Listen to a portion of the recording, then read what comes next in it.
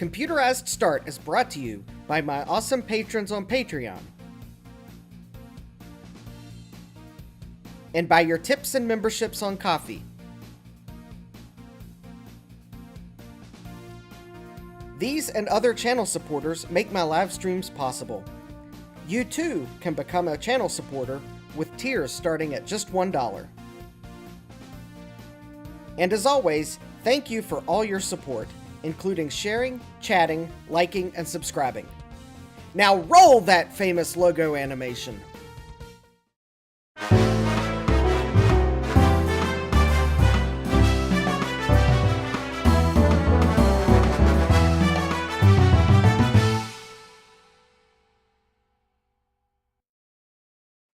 Good evening and welcome back to Computerized Start Live. I'm your host, Justin D. Morgan. And I just drug a potentially bay regret downstairs. Just in time for the animation to end. So, yeah, well, I guess there's that. So you know what's coming soon. Alright, let me, let me see who's in the chat here. So I did delay my start, but that didn't help me get things down into the basement in time.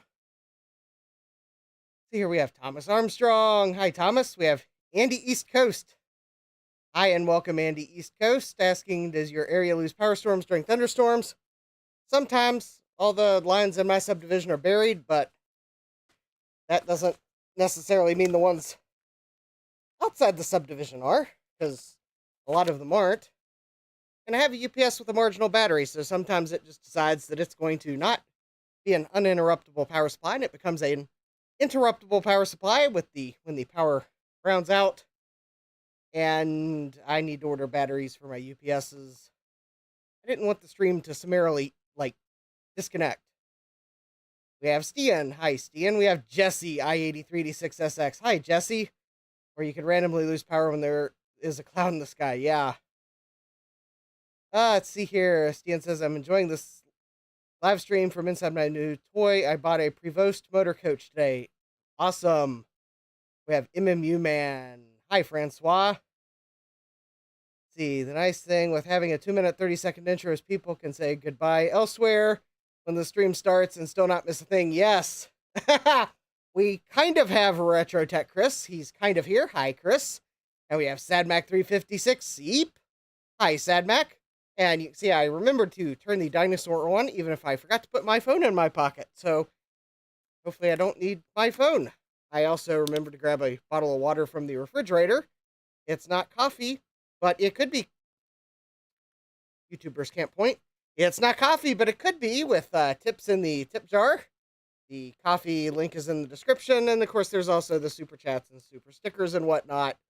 But as always, I'm grateful that you're joining me here tonight. That is more valuable than tips in the tip jar. Water is still, though, pretty valuable, though. Oh, we have OCR Old Computer Rebuilds. I'll be in and out. Hi, OCR. And hi, Jeremy. We have Jeremy's Vintage Hillbilly Shack. All right. In fact, I rushed down here to see that my animation was about to end. I didn't even close the door coming down from the basement, so that should be fine for the next couple hours. I don't see a reason why it wouldn't be. All right. I think I got my hat on crooked. At least I remember to grab that too. Also, I did remember to have a few things waiting on the workbench. Shipping label side down, so that as soon as we observe the following informational message, we can get on with the opening. Ladies and gentlemen, it's time for our favorite segment, Wheel of Regrets. Here's your host, Justin D. Morgan. Hey, who comes up with these titles anyway?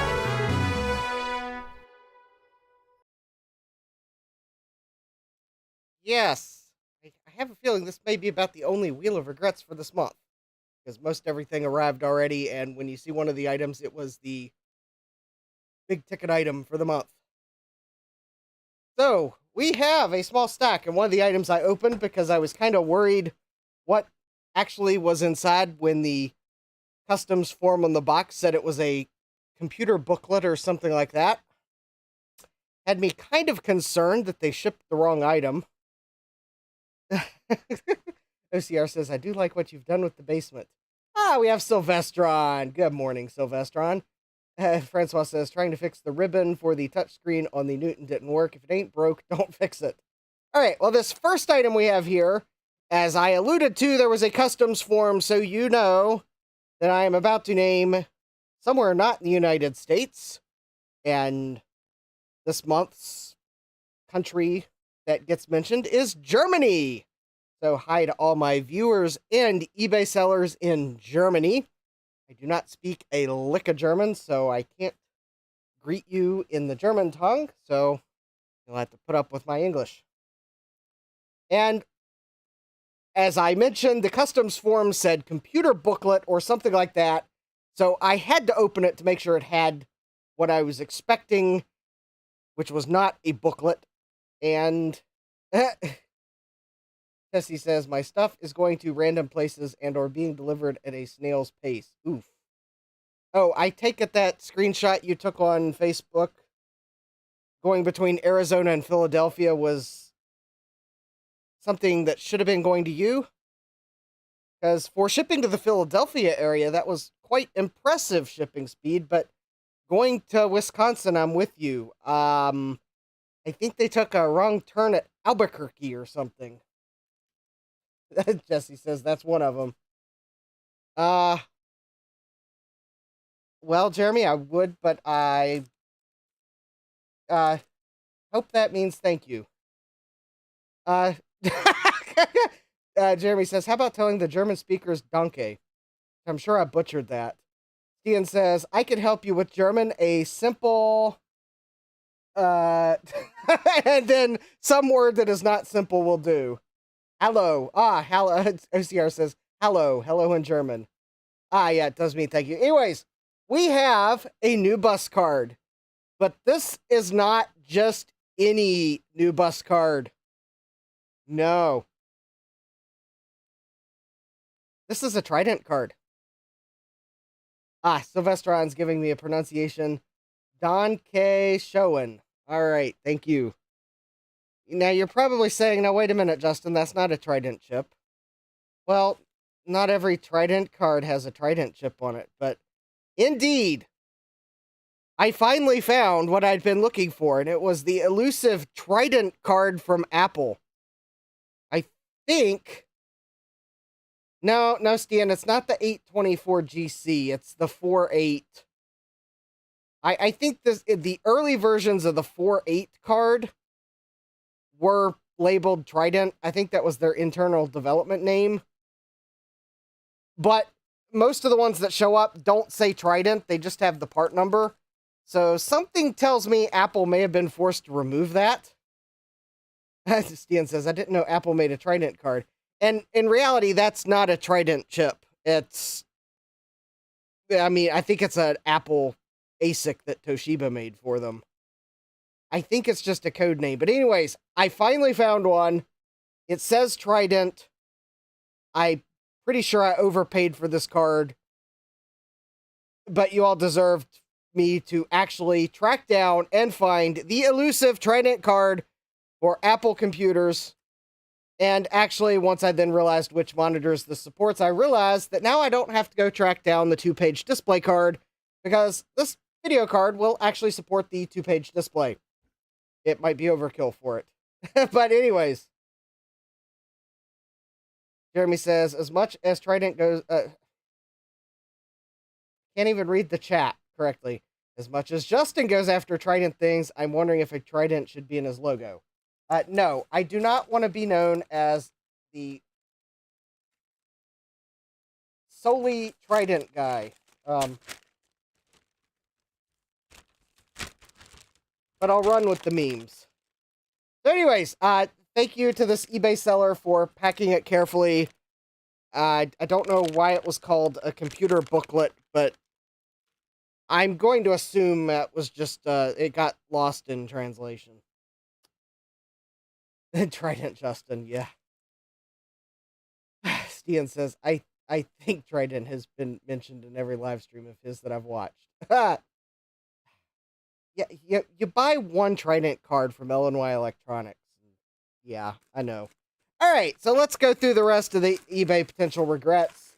All right, this next item comes to us from Santa Cruz, California. So hi to all my eBay sellers and viewers in California. I'll have you know I did own a VHS collection before I owned DVDs, so I never owned a Fiesta. So I have this Sun 13W3 video cable, and you're probably wondering why in the world I'd buy such a crazy video cable. Except for the fact that I just mentioned that I have an Apple 2-page display, and it uses one of these ridiculous 13W3 video cables.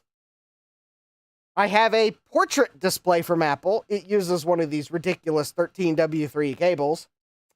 I have the video card for the portrait display, and it's the old version, so it uses one of the ridiculous 13W3 cables. And if you've ever looked for the Apple-branded 13W3 cable on eBay, you will know, and you probably see the word that's coming, you will know that they are ridiculously priced. Therefore, I found a Sun-branded one that was only like $15 instead of $65, and it's 10 foot instead of 6 foot, so take that, eBay scalpers. See? It's a 10-foot cable. So now, I can plug in those monitors, assuming I ever drag them downstairs to test them. So, alright. Sometimes, I don't care if it's an Apple cable, I just care that I can use the Apple product. And if I could do it for $50 less than the going price for the Apple cable, I'm going to do it. Stian says, I have an Apple branded one, I'll let you have it for only $15.99. That would be $1,599. Yeah, good one, Stian. Hey, Thomas, welcome. How's the batteries? Well, they held out. It wasn't actually much of a thunderstorm, despite the fact it sounded like it was going to be one. Jeremy's asking, would your 13W3 to VGA adapter work on that if needed? Maybe, but you have to remember, Jeremy, Apple used a different VGA cable pinout than the rest of the industry, so if it's a 13W3 to standard VGA, then I gotta come up with some even longer adapter chain, and sometimes it's just easier to plug a cable in directly. But yes, I do remember you offered that adapter to me. Stian says, ironically, I've used my Apple branded ones with my sons. Jeremy says it's Sun branded.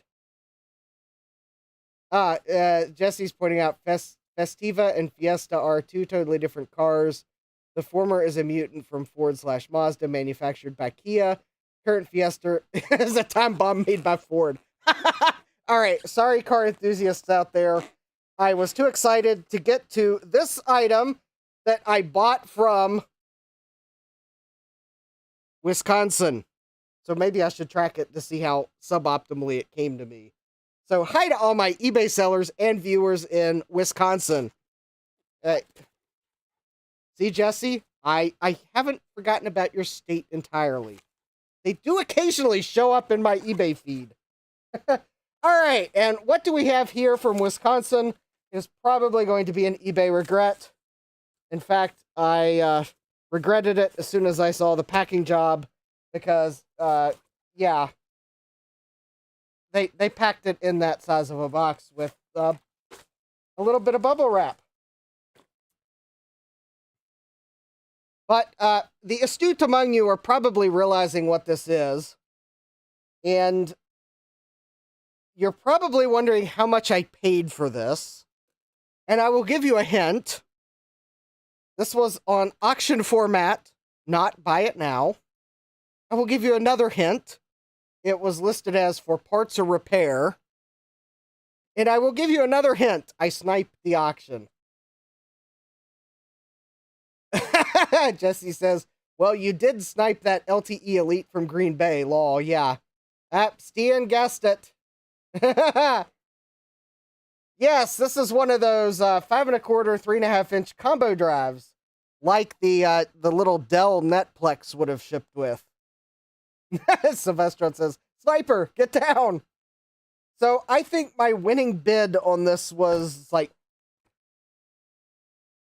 okay, I don't want to get it wrong. I'm also going to read the description, I think, because I want you to know how much of a potential regret this probably is. Because these things normally go for like $250, $260.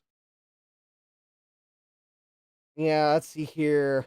Okay, the winning bid was $46. 4 parts or not working. The description says, defective, 4 parts. Rare combo, beige. Rare combo, beige. I got to get the punctuation correct.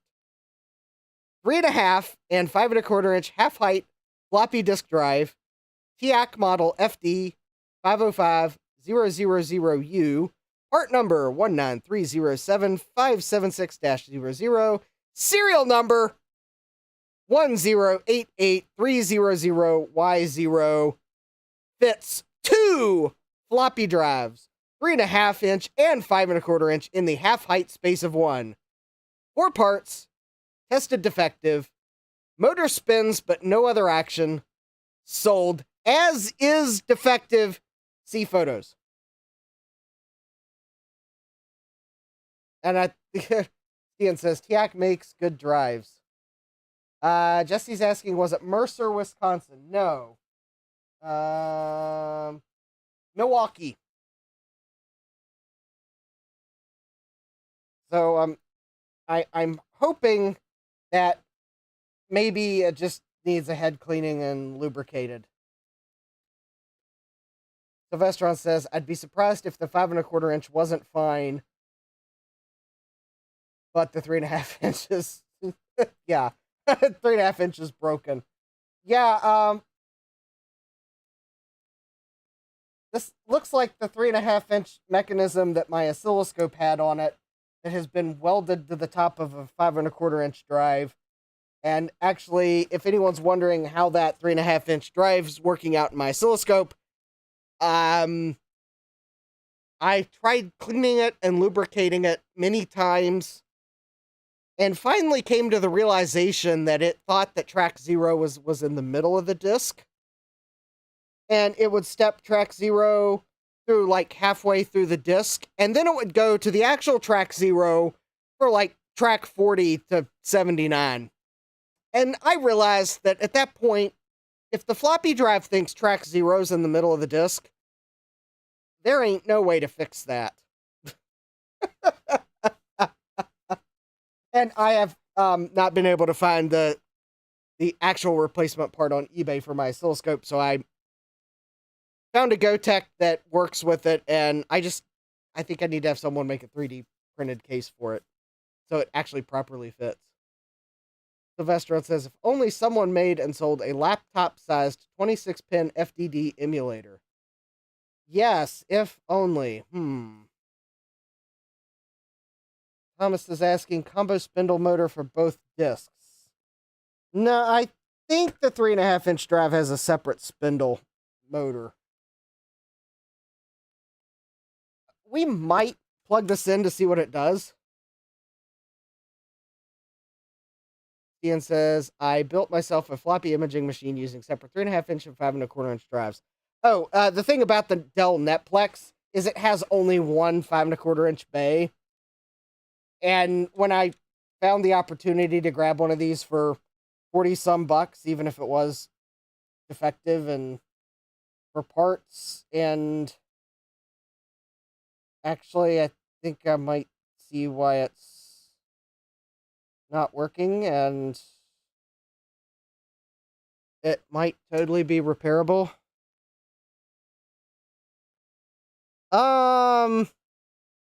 Yeah, it looks like there might be a broken trace there. I bet that might be affecting things. if that is a broken trace, because that's a pretty decent gouge there. Jesse says, I remember buying one of those for $10 20 years ago. Jeremy says they have separate motors. I know from owning one once. Thomas Armstrong says corrosion. Sylvestron says good eye.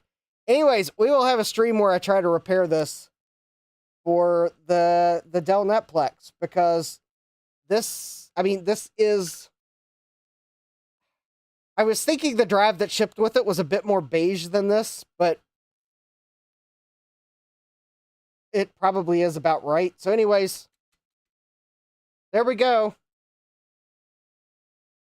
Stian says, yeah, definitely more compact. I would have gone for it too if I found it under $50. Anyways, I had to take the gamble. I think with shipping it was like $65, but all right. So the next item on the workbench, before I get to the pile that's behind me. So this item comes to us from Tennessee. So hi to all my eBay sellers and viewers in Tennessee. This had better not be a set of Philips smart lights.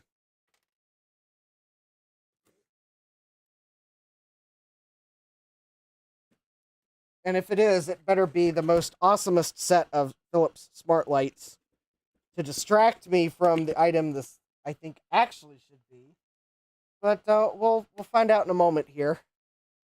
Ian says that 3.5-inch floppy eject button is so weird. Yeah, so was the one for the original floppy drive that was in my Tektronix scope. I think the floppy eject button was on the end, just like this floppy drive. In fact, I think the floppy drive that was in my TAC was a TAC, and it had an eject button on the end. This may actually be the same mechanism, just maybe with a slightly different shape on the bezel. Because I think it was a TAC, and it was a slightly wider than normal, and I think this is slightly wider to accommodate the eject button. All right, so let's see here. Did they send me a set of Philips Hue lights? Thomas says they used those drives in some of the laptops. Maybe I should just keep my eye out for laptops that had that drive in it. But I'll just have a 3D printed thing made to hold the GoTech. Anyways, we have, speaking of the Dell Netplex, we have a Dell power supply.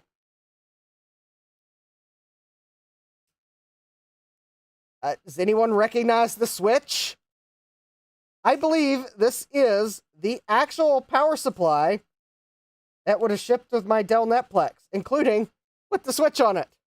Ha ha! OCR says Gateway also used it. So now, I am somewhat curious.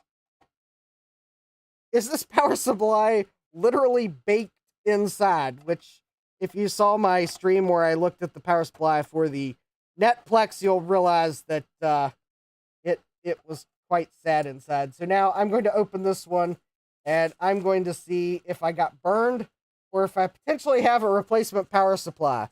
So 3, 2, 1.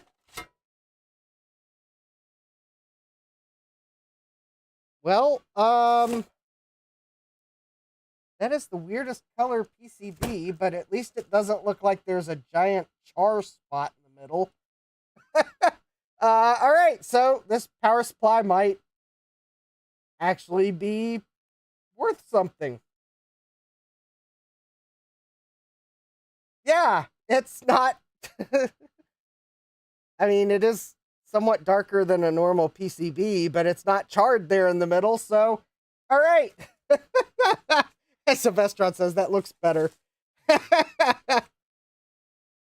Sylvestron says the red and green inductor at the bottom is actually red and green. Oh, yeah. Yeah. Yours was pretty toasted. Yeah, let's see here. Let me, I think I have that power supply board here on the floor because during that stream, I quite literally just tossed it on the floor. and I started to clean up the floor, and then I got sidetracked Sunday. So here's the one that came out of my Netplex. So that's the bottom. And there's the red and green inductor. There's the giant char spot that was under that regulator. I mean, look at that board. All right. Before, after. Or would this actually be before, after, before, after, before, after? Can't tell you what it's after, but it's after something, and it probably wasn't good. Sylvestron says, wow, it's even worse than I remember. Yeah, I know. All right, one more look. Before, after. Yeah. Thomas Armstrong says, you pay extra for the char. Yeah. All right, so it does look like this power supply is Thomas Armstrong says a capacitor shorted and caused some cooking. Yeah, I can't find my LCR meter, or I would probably go for the hunt for shorted capacitor. It's the exciting new sequel to the Hunt for Red October. Coming soon to a theater near you that specializes in movies that are probably going to flop, and when Hollywood gets to the bottom of the script bucket, it'll be coming to you soon. Thomas says, ohm meter, 0 ohms, I guess. Yeah. Stian says, the combo power supply charcoal grill unit. Yeah. It's the Ronco, set it and forget it. I'm trying to think of the Ronco, insurance claim-o-matic. You just set it and forget it. You'll know it's done when the smoke detector starts beeping and the fire department arrives at your house.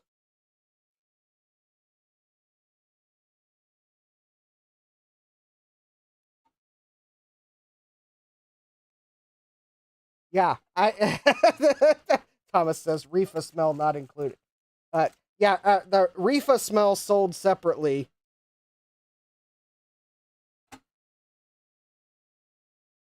But wait, call now in the next 30 minutes and we'll give you free shipping and handling. And don't forget to ask your operator about our battery bombed Macintosh classic, our classic Macintosh battery bombed line, where you can choose from Maxwell or capacitor leakage. Stian says you can keep the reefa smell. I'm just trying to put the power supply back together correctly. Apparently I failed, despite the fact that there's only 2 screws holding it together. Apparently I didn't put the 2 halves of the metal back together correctly. All right, while we wait, there was something interesting I saw in the news today. I probably found it interesting partially because it happened in the state of Virginia, but I don't know if any of you all are Virginia Tech fans, but apparently Metallica had a concert at Virginia Tech last night and in Lane Stadium. And if you go to WDBJ7's Facebook page, at least, although I think this made the news, so you might just be able to pick your favorite sports news, which I only think it was sports news because it had to do with Metallica and Virginia Tech football's theme song when they come out on the field as Enter Sandman. But apparently, Enter Sandman and the resulting fan reaction in Lane Stadium was picked up by the seismograph at the Virginia Tech Seismology Observatory.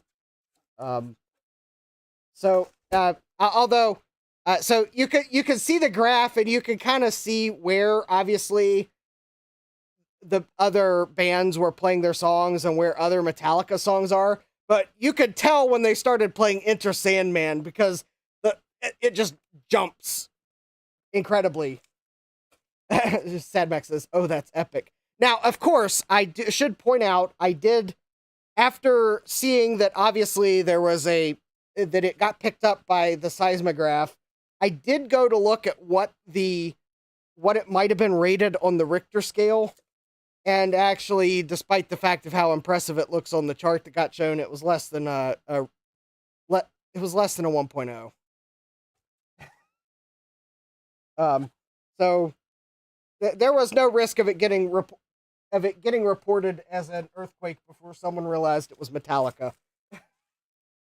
But still, I thought that was pretty cool that you watch the seismograph and it like becomes crystal clear when Enter Sandman was playing.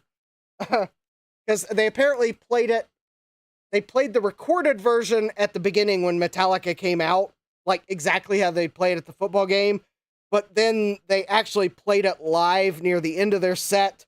And like, you see this extended earthquake, what looks like an extended earthquake on the chart that goes on for like 7 minutes.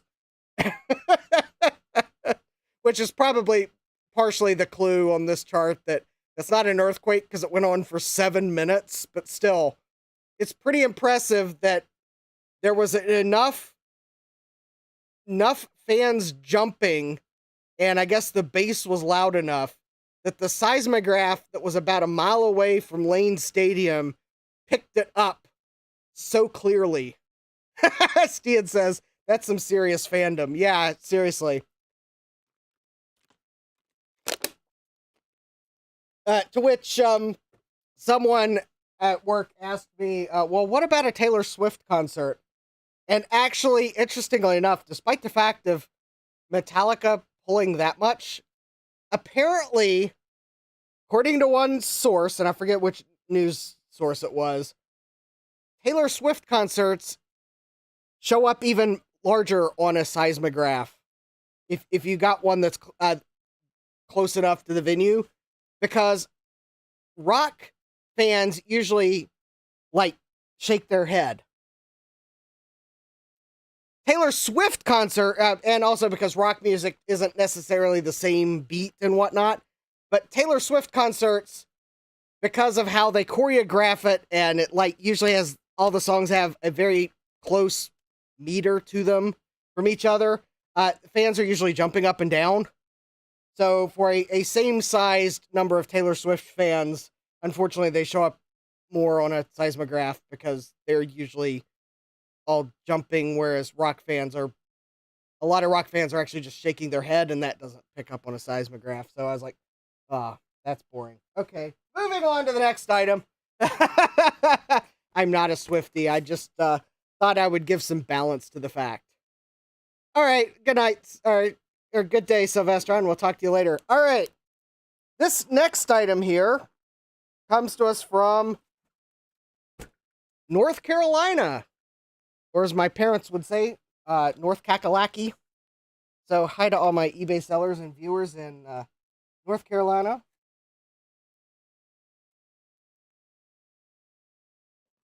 Anyways, if you saw this was one of those things that I wasn't sure I was going to pick up, and then I decided to.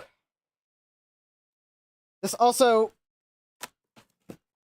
if you remember the 2GS that I bought from Tom Barber, you'll know exactly why I picked this up when you see what this is. Oh, well, it looks like, despite the fact of me opening the box upside down, it looks, oh.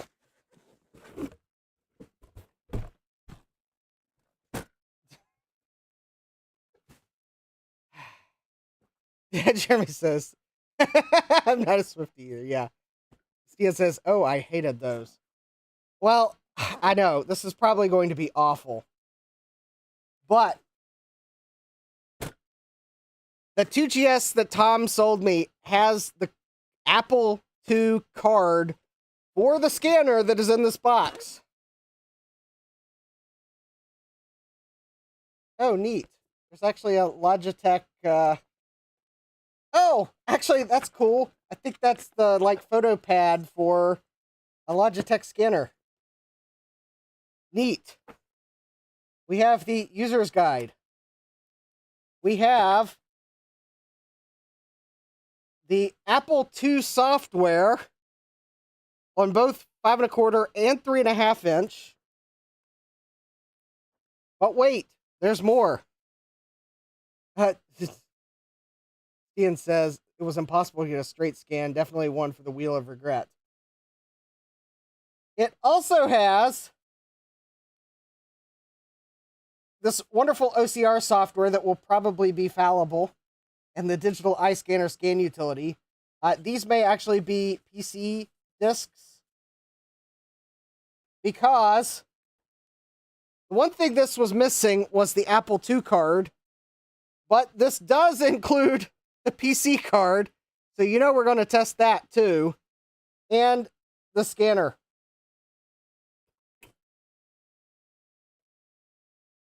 We all know this is going to be so high quality that I'm going to regret it. Oh, interesting. It's serial number 1,050,025,597.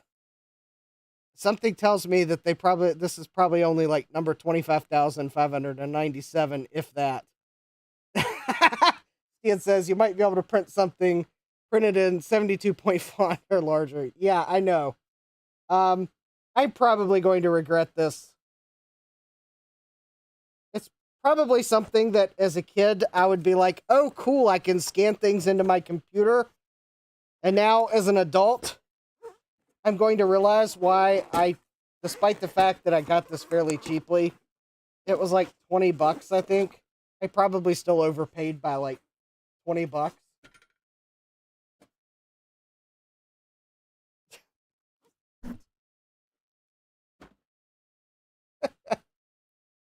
The things I do to complete the accessories that come with computers I buy at Swap Meets. I'm going to blame Tom Barber on that one. All right, the next item is actually my jcm-1.com order, so that's not a Wheel of Regrets entry, but I'm going to go ahead and open it anyways, because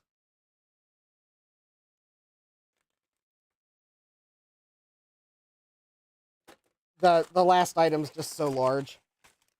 So I picked out, oh cool, I didn't realize it came with a case.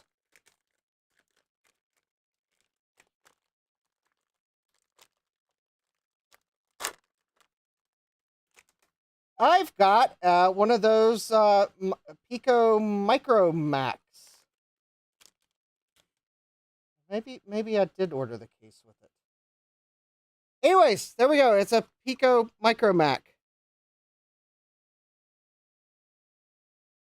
Because Joe had posted on social media that he had a batch of the new ones, and I picked one up. I thought I would check one out. Anyways, this isn't from eBay. It's not a potential regret. Ian's asking, since I'm relatively new to the channel, do you ever sell your regrets? Yes, sometimes I do. I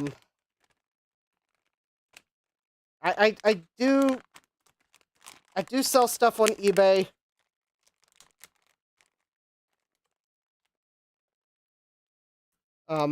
Depending on how regretful it is, it sometimes even makes it to free piles. But yeah, I do not keep all of my regrets.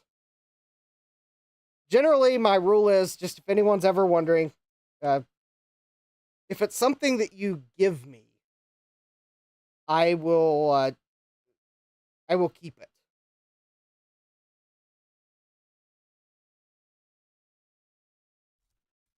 As a general rule.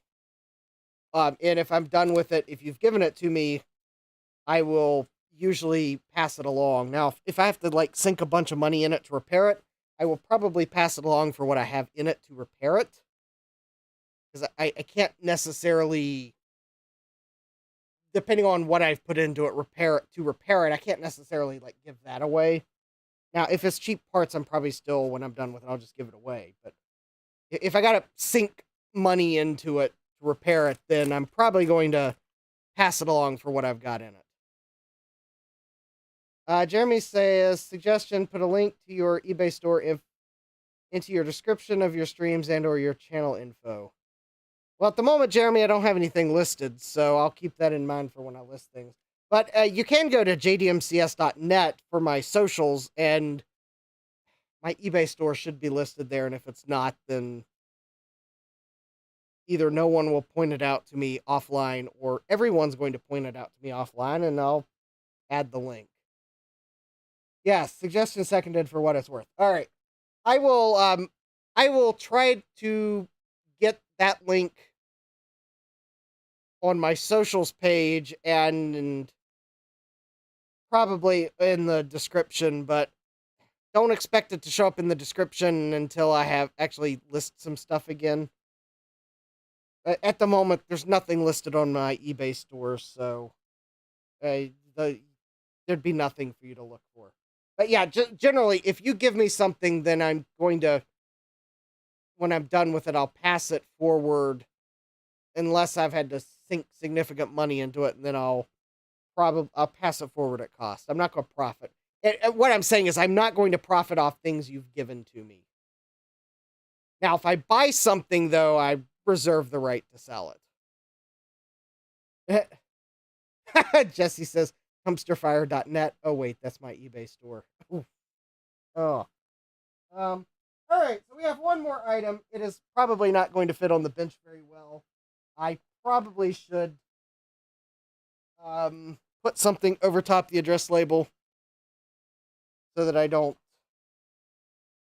accidentally show the address label.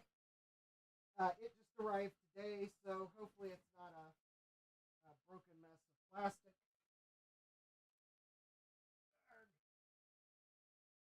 It comes to us from an eBay seller that is located in Pennsylvania. So hi to all my viewers and eBay sellers in Pennsylvania. Ian says, I thought that was Cisco's firewall division. In parentheses, Dumpster Fire is my nickname for the Cisco firepower product line.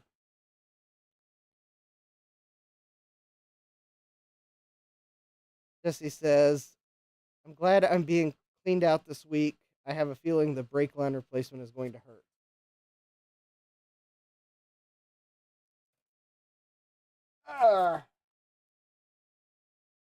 And tell Stian you're not wrong. All right, so let's open this box up. I will zoom out as far as I can. That is as far as I can zoom out. I love the fact that they packed this with eBay tape so that I know it's from eBay, the place where I buy the things I later regret. This arrived FedEx, so I'm sure nothing could have gone wrong.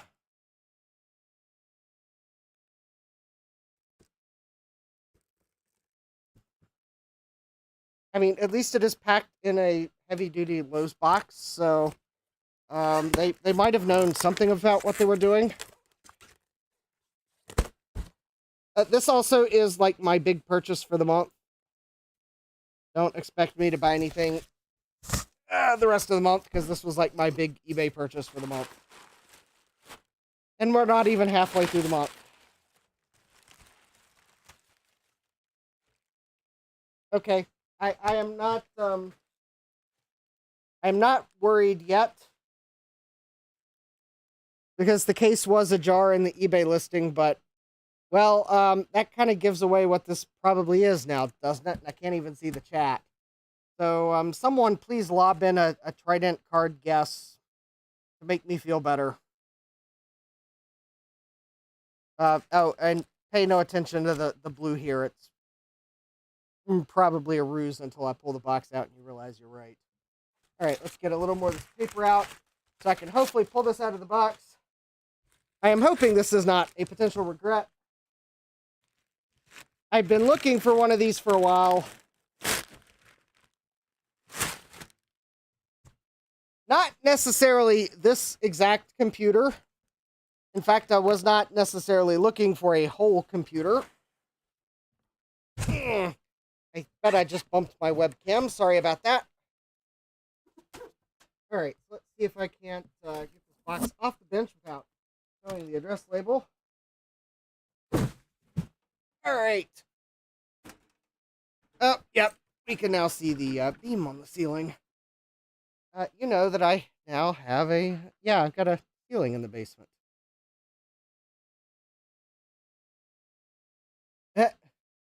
Stan says I tried an 8-inch floppy drive. Thomas says, I gave an eBay regret away. The guy dropped it and it worked when he got home. Go figure. Stan says, ask and ye shall receive. Ah, yes. And percussive repair, yes. Yep, just needed a good job. All right. So we have, yes, as you might have figured, it looks like an IBM computer. All right. And let's go ahead and just, let me rip the Band-Aid off, or in this case, the cover off. Oh, now I think I, oh, all right. I do feel somewhat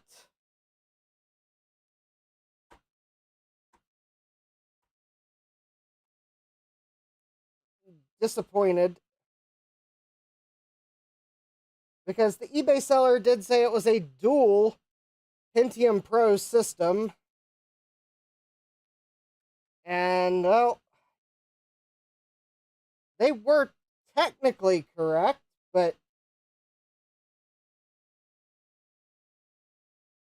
at least I have a pair of Pentium Pro processors from RetroTech Chris. So as soon as I can actually find a heatsink that, well, actually I may have a spare heatsink. I'll have to look. Yeah, it's a socket 8. Yeah, Stan says, that card looks a little uninserted. Yeah, I would agree. It definitely looks a bit uninserted.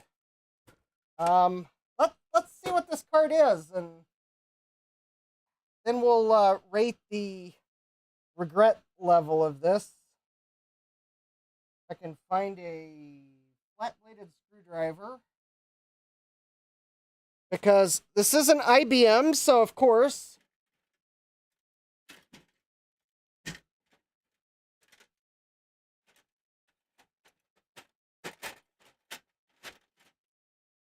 Apple's slogan was think different, but I think IBM thought differently about fasteners. Oh yeah, it does look like the... Oh, you know, I think there's a metal supporting bar missing on this case, because I think there's supposed to be a metal bar that keeps the riser from shifting. But anyways... It's an S3 Trio 64 video card, which could be original because it does have an IBM brand sticker on it. That is not the only card in here that is slightly out of place. Although this one didn't actually pop out of the slot. But it is an IBM EtherJet PCI adapter.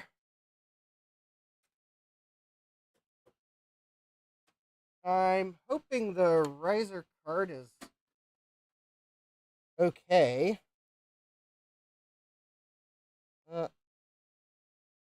right, it does not appear to be broken.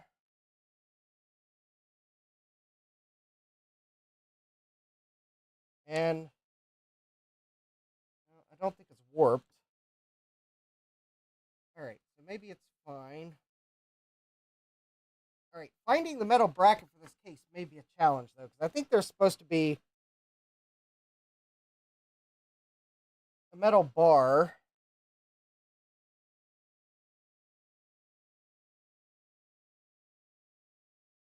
That goes... Yeah, it's supposed to screw in here. I think it hooks in like here. Or no, here. I think it hooks in there. Alright, well, someday I'll find it. Thomas says just a single core while ask for money back.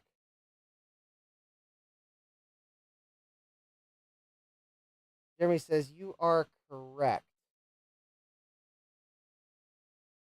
Yeah.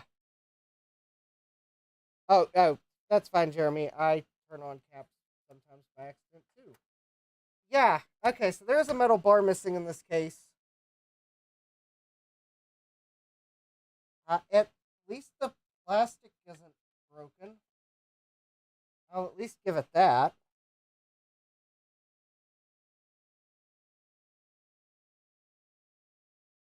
Yeah, I am feeling a bit cheated about the dual processor part.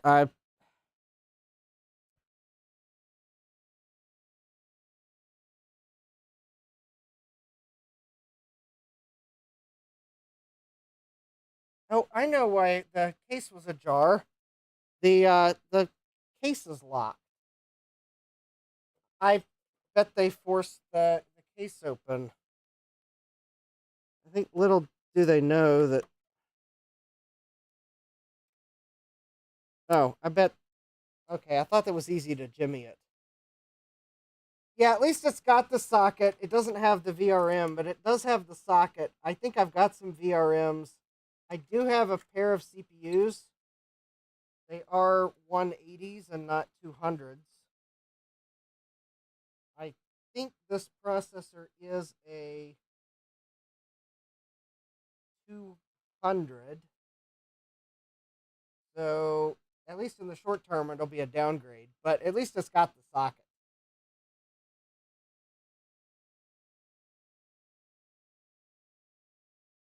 I wasn't planning on testing this on stream. Only because I kind of wanted to get to the 386. But, given how kind of discombobulated it arrived, I think it's probably warrants a quick test.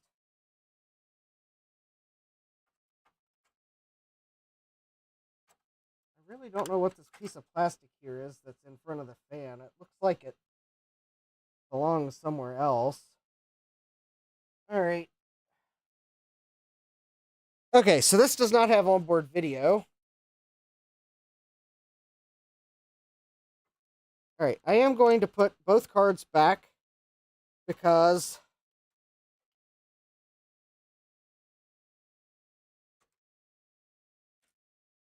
I want to know if it works as delivered. Okay, works as delivered, no. Okay. Works as delivered, but with cards reinserted. We'll test it that way.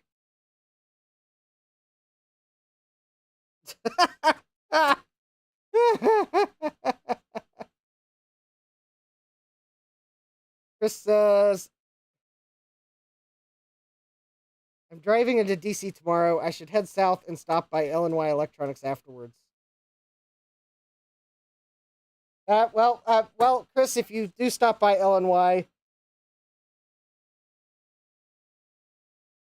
well, actually, no, I wouldn't expect them to have an IBM case like this. And if they did, they'd probably want to sell the whole thing.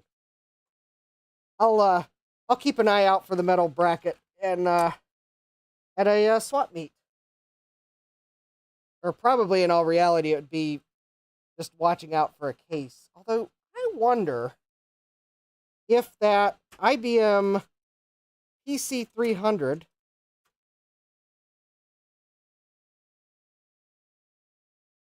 I wonder if its case has that metal bracket, and if that case is the same.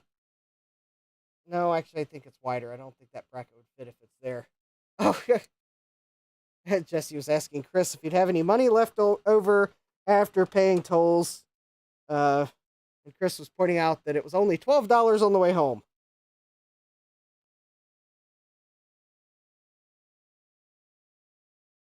Yeah. I don't remember what was it, $34 to get to DC this morning. Yeah, they have. I think it's congestion priced.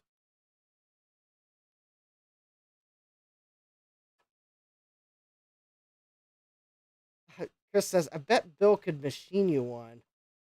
Yeah. Actually, I bet Bill could. I bet Bill could machine a bracket that would serve the same purpose to hold the riser card in place, because it is. Yeah, I bet Bill could. And in fact, I've got a case that's similar to this one. I'll have to check someday to see if the bracket fits, and if it does, then I can even make measurements.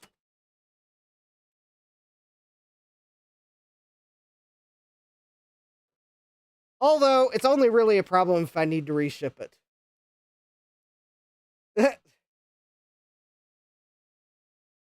Jeremy says, toll roads, one of the reasons why I never want to live on the East Coast. Well, Jeremy, I believe toll roads exist on the West Coast, too.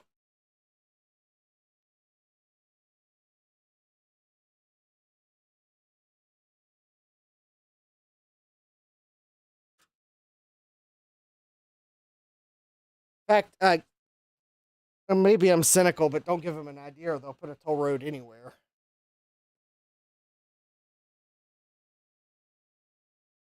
All right. We got the video card in. Cian says you can mostly avoid them on the southeast coast. Not entirely, but mostly. I think the further you go north, it seems like the more likely there are toll roads. Once you get south of Virginia, it gets better. OCR says mostly Washington. Yeah, I'm glad I live in a part of Virginia where there's not... I mean, I could drive to Richmond and then find toll roads there, but they're, like, really cheap. Not as cheap as I remember them being, like, 30 years ago, but... Jeremy says, yeah, and there's more and more toll roads being built in Texas, too. Ugh. Jesse says, they have toll roads in Illinois, too. Yeah. Yeah, Jeremy says, Arkansas has 0 toll roads. Chris says, in your part of Virginia, Justin, I just have to watch out for the speed traps. Yeah, yeah. Yeah,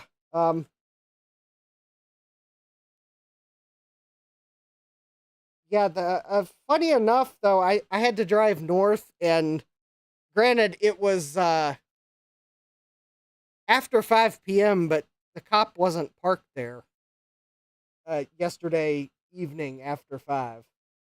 All right, let's see what this does if I try to turn it on.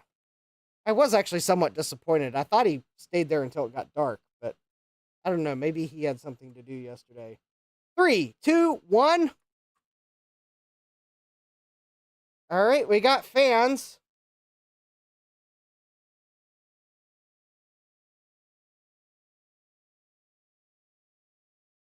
Hey, Chris says, he was there on my way to North Carolina and back. Fortunately, he only got me on the way there.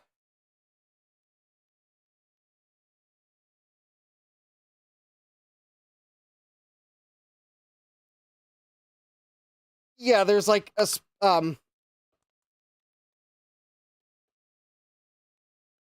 yeah, if you're ever driving through my county on Route 29, when the speed limit goes down from 60 to 45, when you're going south, although I can't say that you might, there's not one going north too. But yeah, going south, right after the 60 to 45 speed drop, during the day, there's seemingly always a cop parked there.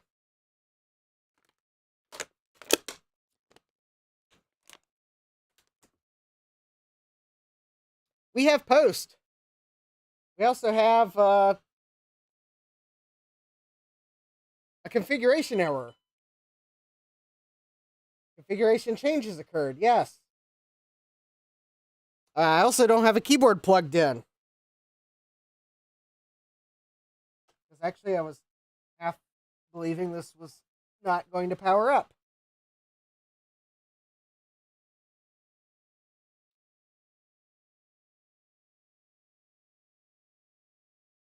Chris says, I bet single CPU Pentium Pro systems were rare. And Jesse says, I like my Route 29 better. 65 to 70 through 95% of the state. Yeah, the problem, well, I mean, there are parts of 29 where the speed limit is. I think there is a stretch of 29 where the speed limit's 70.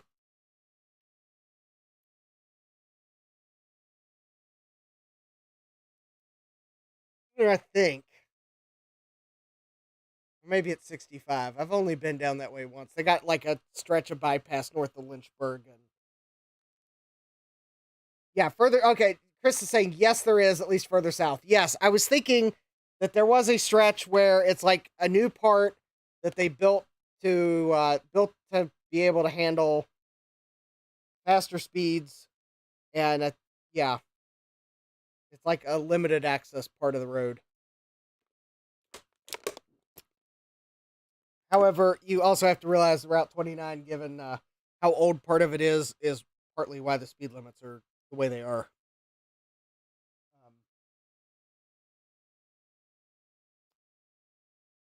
Route 29 or Highway 29, at least through this part of the state, used to be 2 lanes. And you can tell which side was the original 2 lanes because it's hillier than the other side. Because when they built the other 2 lanes, they graded the road so that it was not as hilly. So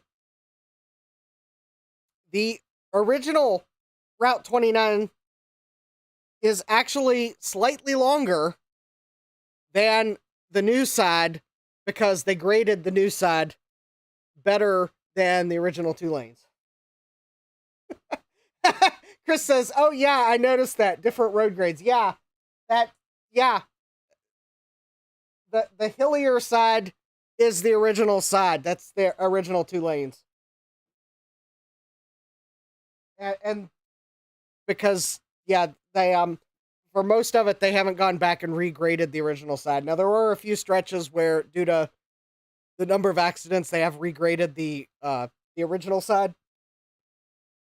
But, yeah, a lot of it, you can tell which is the original road simply because there's more hills, so. As Chris says, it was a great drive. I much preferred it to taking I-95. Yes.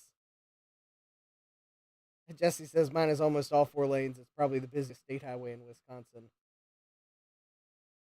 I don't know where my PS2 keyboard is, so I was going to actually plug it in and try to go into setup, but anyways.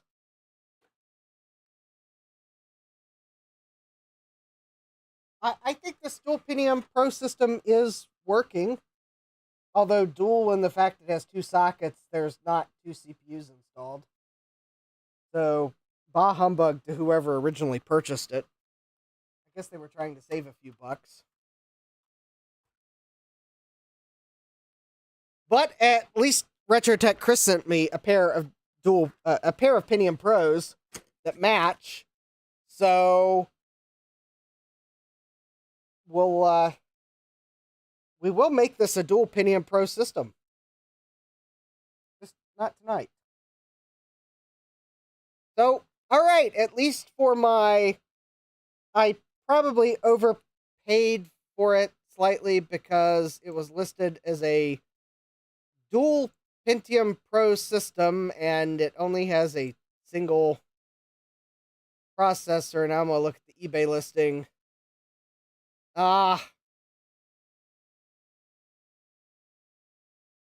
I see what they did, and I probably won't be able to do much with it because they called it a dual socket 8 Pentium Pro. Darn it, that word order. Also, their description is, I have no idea what condition this computer is in, may be missing parts, and or may not function, sold as is for parts or repair. And they clearly put with a dual socket. Yeah, all right. And they didn't take any interior pictures. I should have maybe asked them for one. All right, well, they probably got me. Yeah, dual socket 8 Pentium Pro. I think what they were trying to convey without making it crystal clear was it had dual sockets, but they were not committing to it having dual processors. It is a mild eBay regret. However, the mitigating factor is it did power up. So at least it powers up. So yeah. Chris says, wait, what? Yeah. Yeah. They called it a. Yeah, let me copy the auction title. I'll put it in the chat. So there you go. If you want to read it, yeah, they called it a retro. Of course, they have to throw in the keyword. IBM personal computer PC 365 dual socket 8 Pentium Pro i440FX untested. So it has 2 socket 8s. Yes, it has 2 socket 8s. But actually, now that I read it, in nowhere did they say it had 2 processors. They only said it had 2 socket 8s.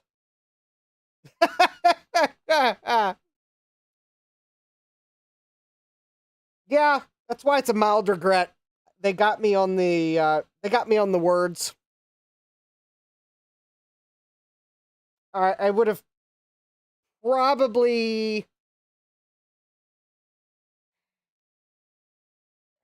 probably made them give me a slightly lower offer if I'd known there was only one processor. But the good thing is, though, I have a matched pair of Pentium Pro processors. They're only 180s, but at least they're a matched pair. So all I need to do is find a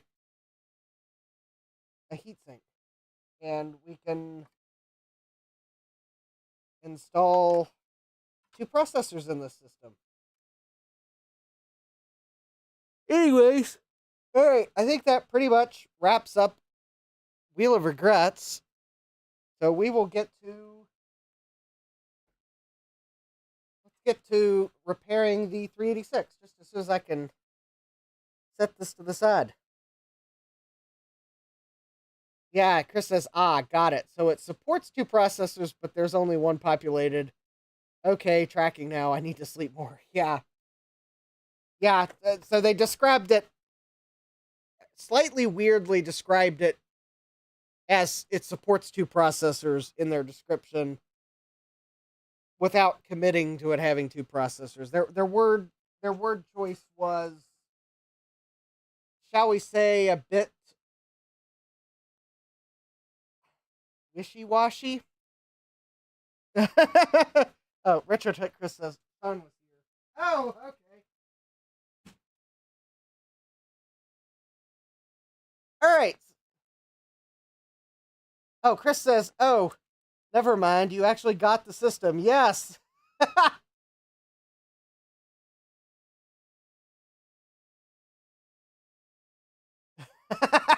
Thomas Armstrong says, hey, it's a spare socket for those that have them. Yeah. So all I need to do is find a heatsink, and I'll be able to make use of the dual Pentium Pros. Because the one thing I don't have is a spare socket 8 heatsink that I'm aware of. All right, so let's get to the repair. I did forget to bring my phone downstairs, so I do need to reach behind the workbench and turn on some smart switches. And I can't reach behind because I got something in the way. So let me walk behind. And in the meantime, as I walk behind, I will realize I need to take the basement trash out.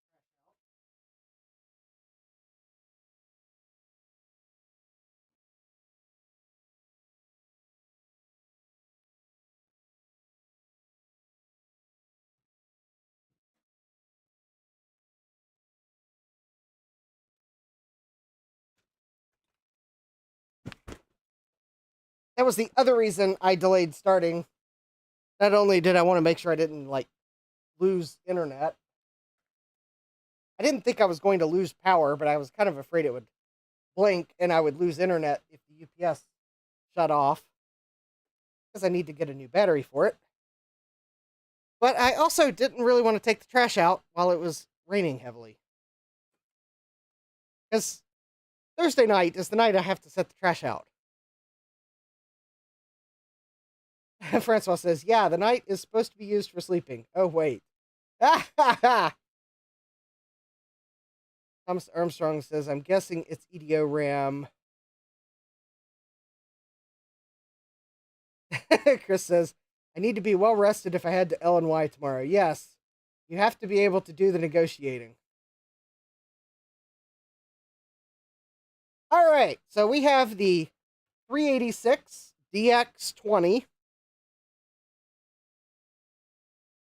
And it did come with the math coprocessor. I didn't have to install that. Thomas says, wait, the older you get, the less you sleep. Yeah, seriously. So we got 4 megabytes of RAM, DX20 with the math coprocessor. We removed the battery. Luckily, it didn't do any trace damage, but you can see the UV solder mask I put where I removed solder mask to check. It did corrode these 2 slots, so we removed them. Yeah, it's a big board. The one other thing that we need to do before we start replacing things is the keyboard connector is broken. The 2 shield tabs are broken. So this is only going to serve to put strain on the actual connectors every time you plug in a keyboard. So we are going to remove this connector. And then, through the magic of, I ordered parts from Mouser because I have no idea where I put the ones I have.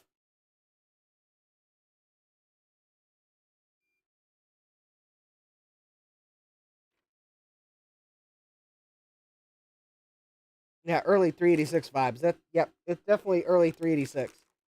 Chris says, oh, no worries there. I can negotiate in my sleep.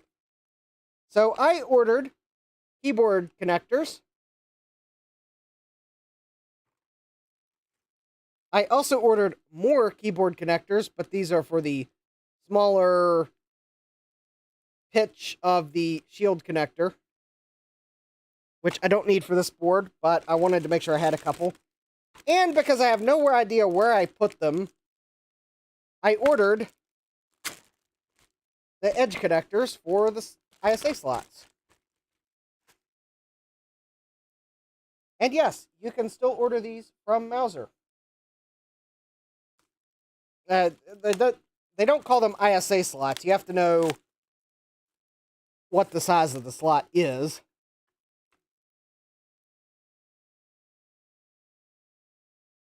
There we go. It's an ethanol part.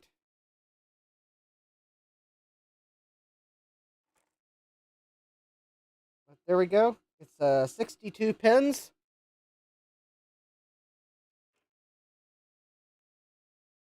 And that will fix the... That's what I need to fix that. Those 2 broken slots. Yep, they still make the 16-bit and the 8-bit connector.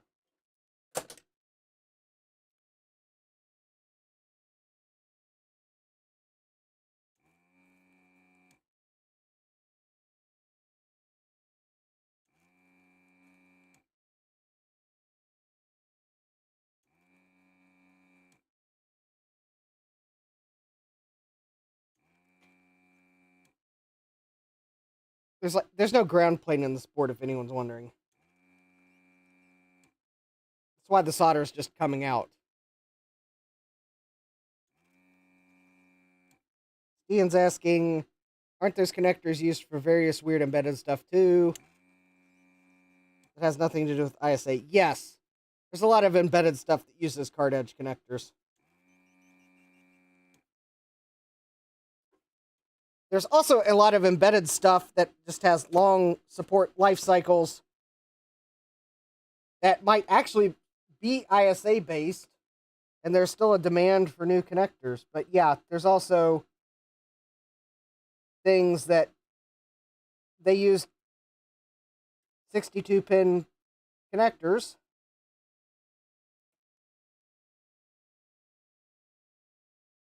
Nothing to do with ISA, but it still uses a 62-pin connector, and that choice could have been because PCs used that same connector, so they knew it would be plentiful and more cost-effective than, say, a different-sized connector.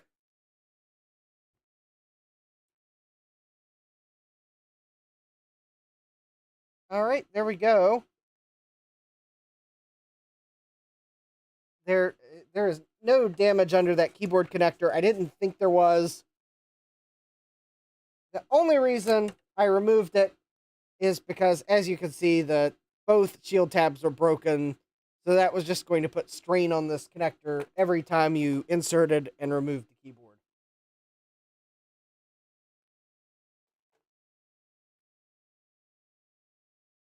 That right there was enough of a reason to go ahead and replace it. I am, though, going to clean under the connector, because even though there's no trace damage, there is like a spot on the board.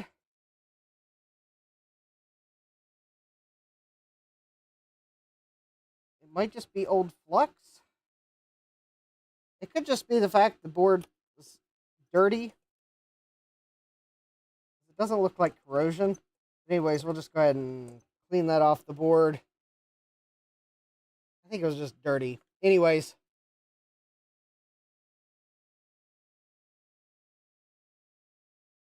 See, it says not just card edge, but those specific dimensions. Yeah, 3M and others still make them. Oh, it says smoke. Could be.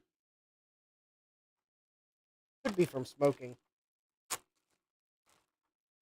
I think the power supply that was in this system does look like a smoker was using it.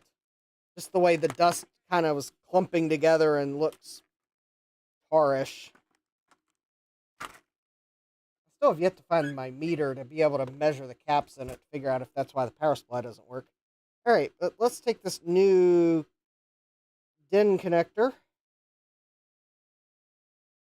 And there we go. New DIN connector, and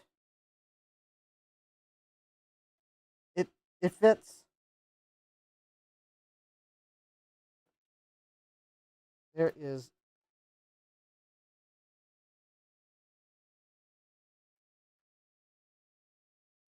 modern DIN connectors have the same pin spacing. It's quite nice. All right. So I am going to solder one of the pins in.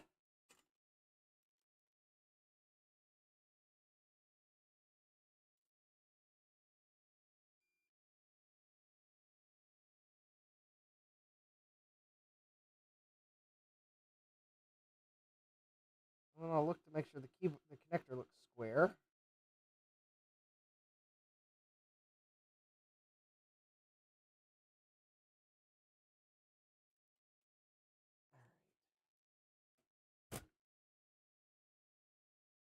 All right, so there's the keyboard connector. It does look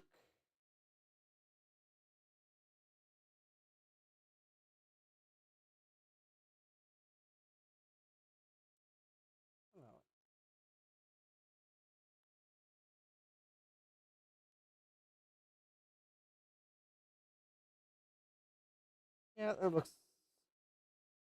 Yep, I think that looks roughly even. All right.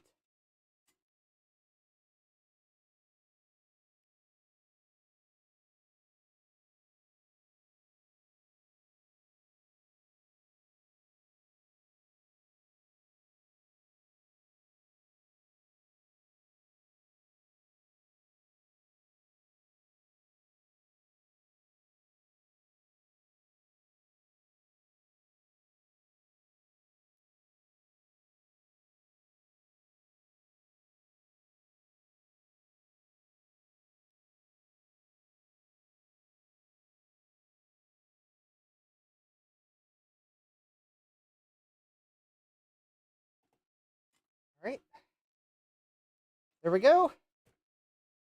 One new keyboard connector, and it is solid.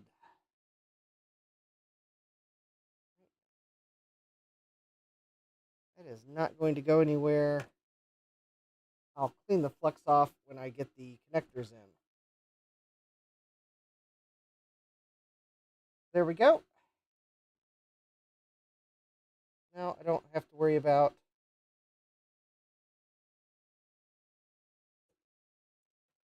that. All right, so let's put in some ISA connectors.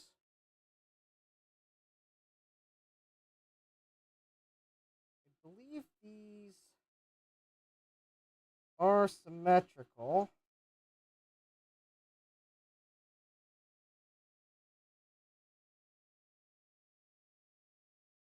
Yeah, I'm pretty sure they are. So if anyone was wondering about this large connector here, it is also a 62-pin connector.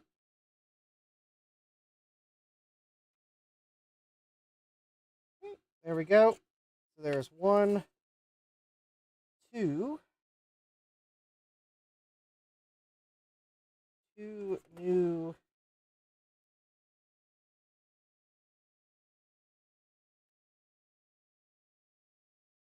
ISA connectors. So they will look slightly different than the old connectors, but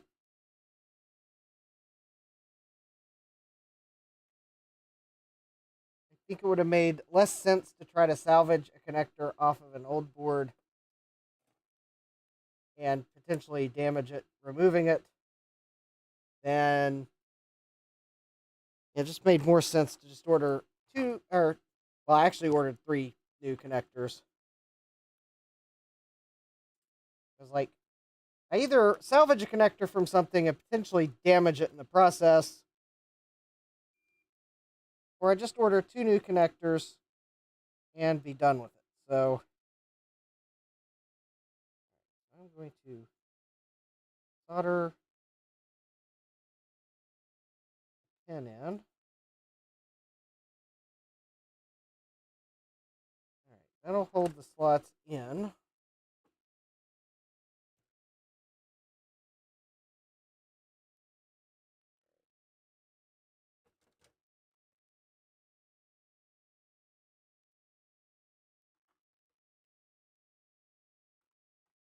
Oh, you know, I bet if I set this down flat.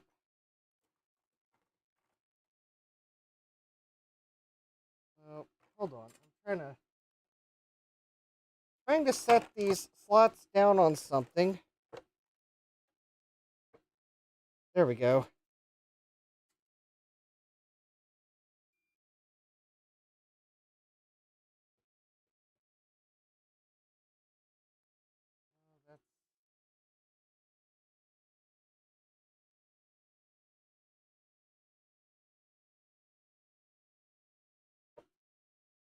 There we go.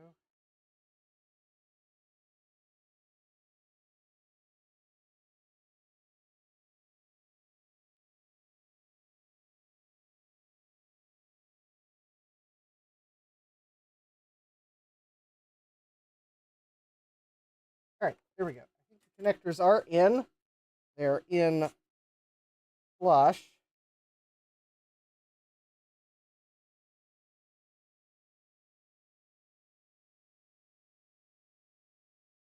Oh, actually, all right. Oh, this one doesn't look flush.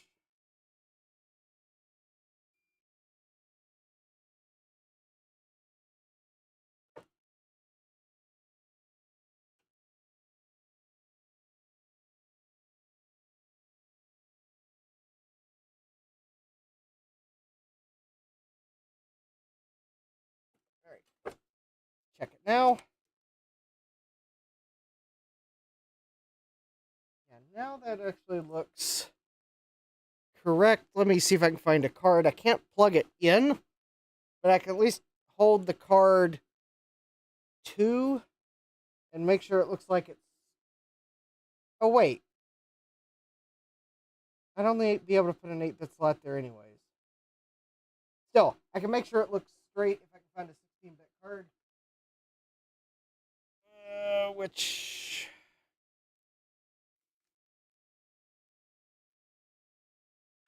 conveniently I put away. All right. Hold, please. Do I not have any 16-bit cards close by?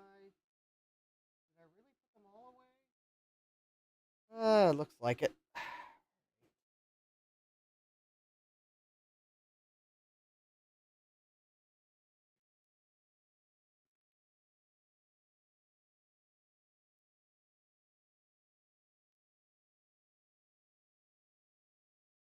All right.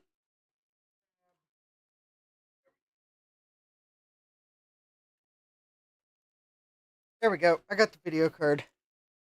Hey, 1-bit, welcome. Just making sure that I've got the ISA card more or less straight. I can't plug this card in, but I can at least make sure it looks, in case I ever do get a card for that slot. All right, that looks good. All right, we'll go ahead and solder the slot in. Let me tack a few pins.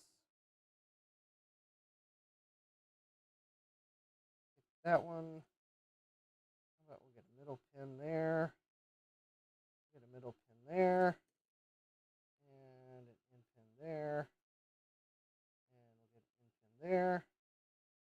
How about a middle pin there?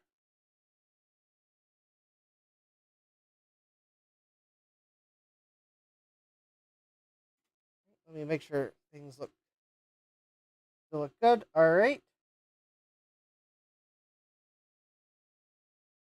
Yep, you'll be able to know it.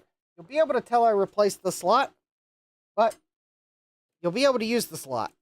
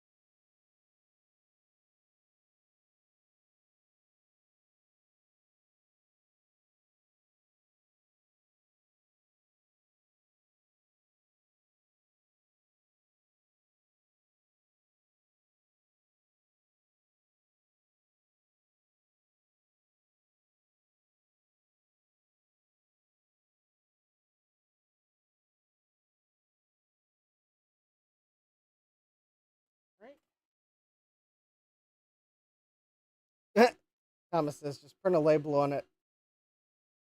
Out. Put it on this. Let's call them special. Yeah. All right. There we go. That slot is soldered. All right. Let's get the other one.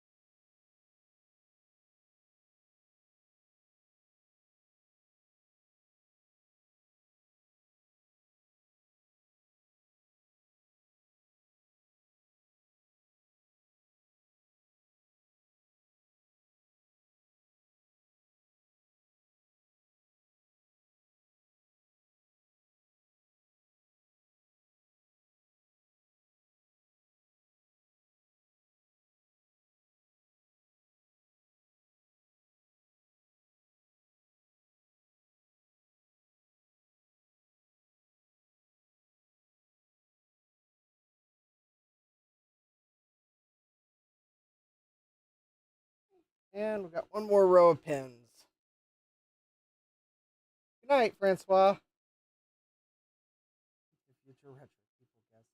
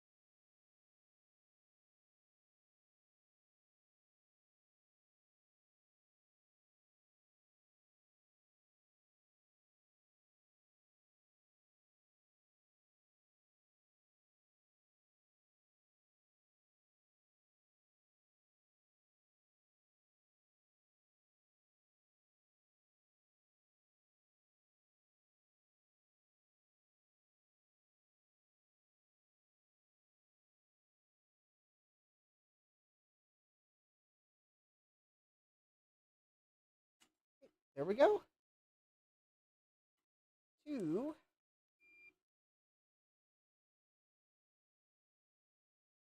new slots. All right, let's go ahead and clean the flux.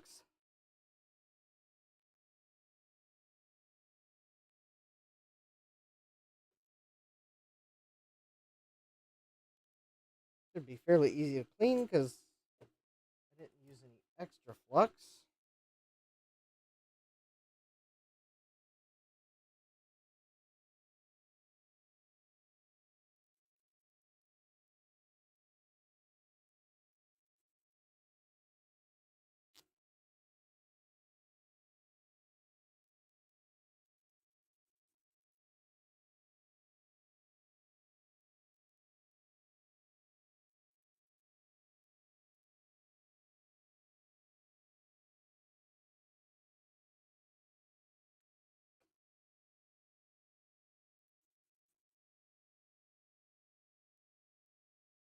Okay, let's see here. Oh, I thought I had a piece of paper towel torn off, but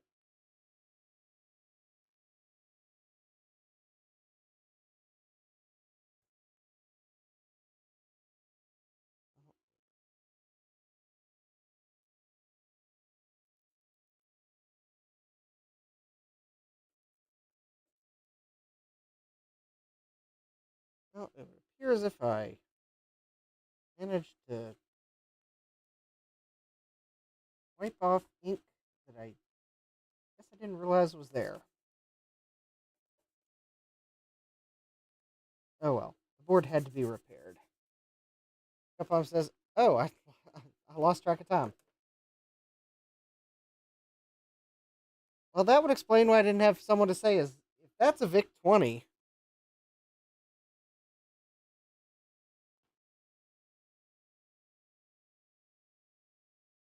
How's it going? Well, I got the new slots and keyboard connector soldered, and we're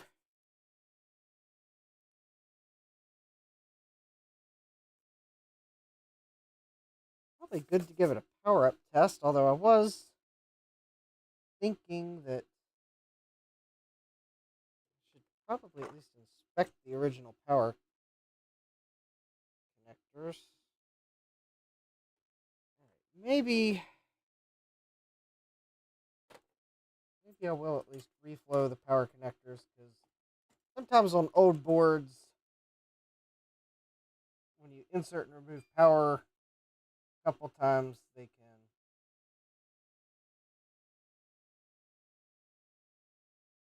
form cracked solder joints. I'm just going to melt them, add a little bit of fresh solder.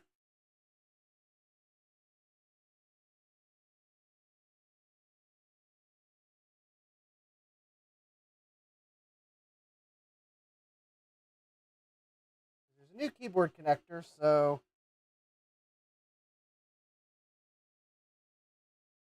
that would have been the other point. Other point on the board that I'd probably really checked for cracked solder joints to proactively reflow.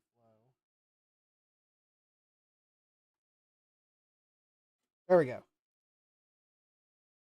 So I don't think any of those were broken.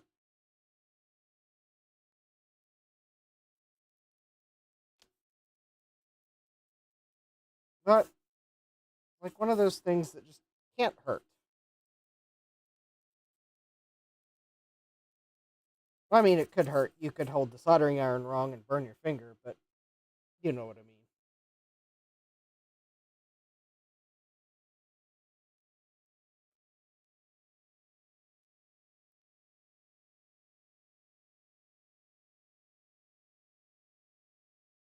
There we go. Should probably dry off in a reasonable amount of time. So there we go.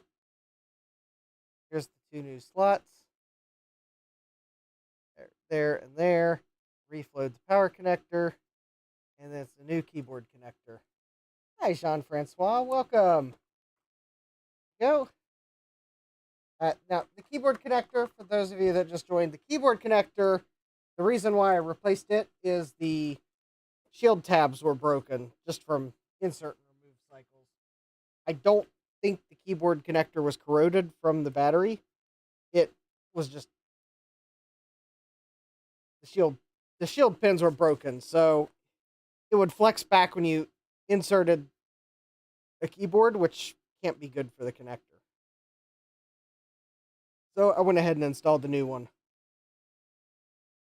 Really, the only damage was to this board from the battery was solder mask.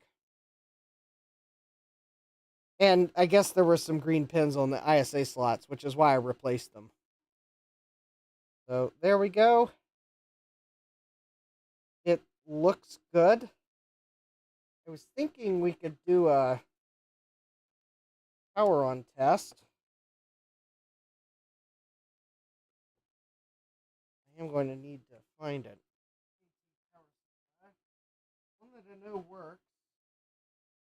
So that Dell power supply from Wheel of Regrets is not a good choice. Just in case it doesn't work, I do have the computer's video card here. We can plug a video card in. Let me see if I can find the power supply I normally use for testing. It should be here somewhere.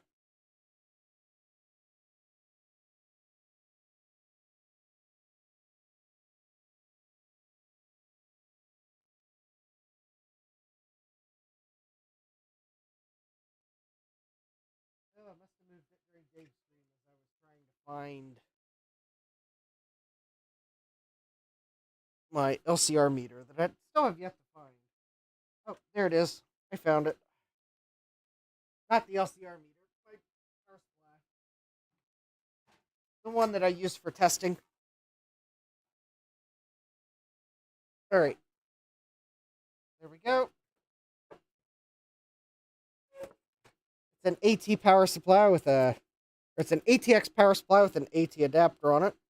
I do have one more 8-bit slot in case I need to replace one on another board. I also have some whole 16-bit slots. Somewhere I have some more of those, just the 8-bit parts. I couldn't find them, so I ordered some from Mauser. Somewhere I've got the 16-bit parts, and I did find those. All right. So, all right, we got... Okay, so my ATX adapter is showing standby power.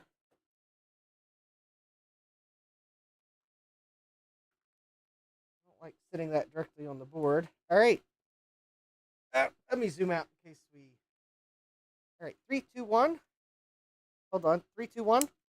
There we go. We got power.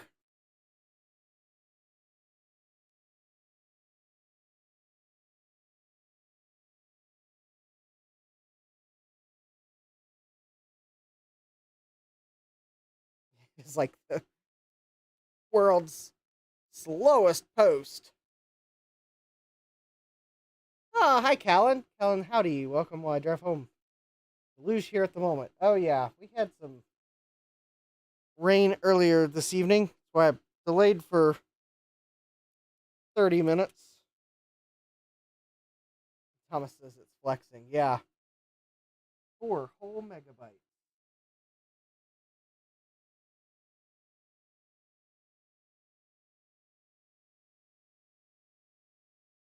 Oh, there we go. I just put a jumper on the turbo switch.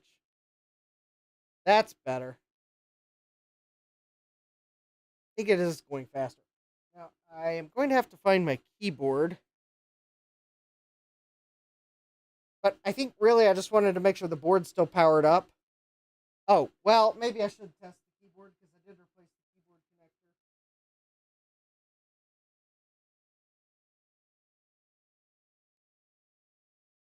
All right, let me see. I'm looking for my keyboard.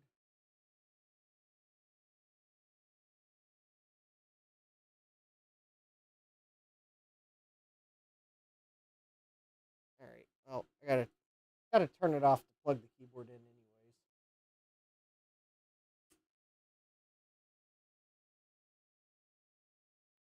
All right. Where did I put my keyboard?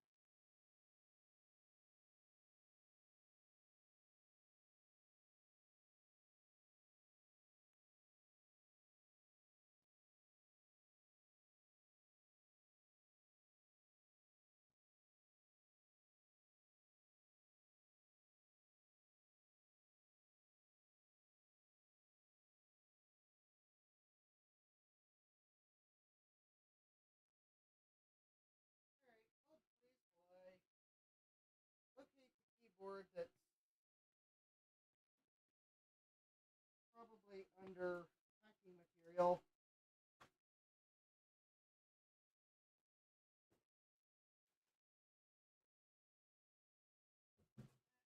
Probably got accidentally buried under packing material. All right. One of the occupational hazards of wheel of regret.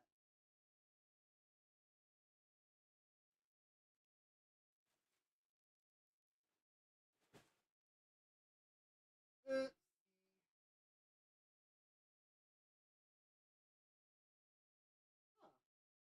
oh, wait a minute. Wait a minute.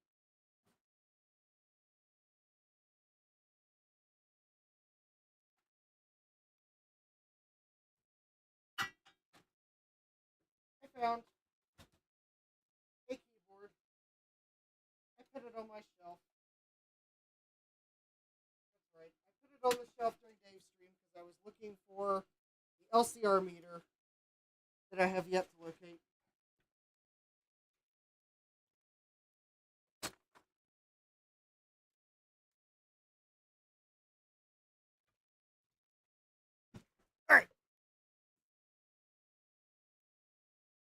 There is a non-functional key on this keyboard,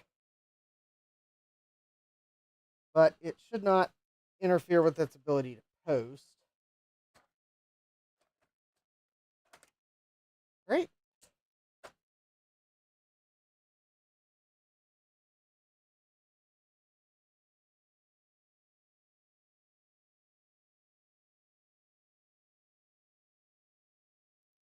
Escape to bypass the memory test. Press delete because we want to run setup. We will then wait.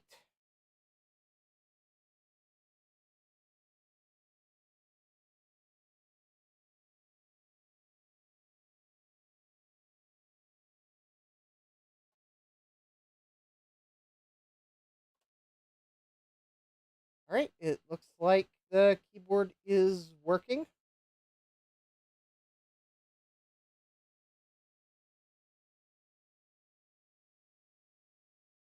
Excellent.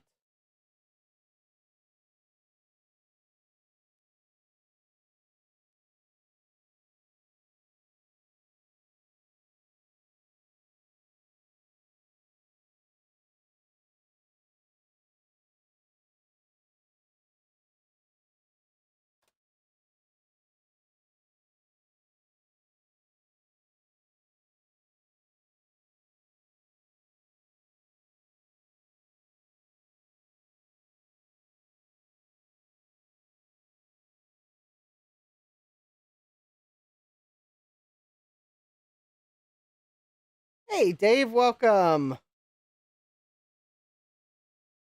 Oh, of course. Extended CMOS. I did not run the extended setup.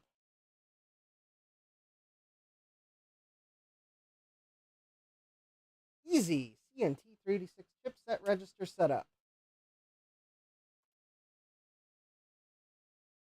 Oh, wow. Look at this.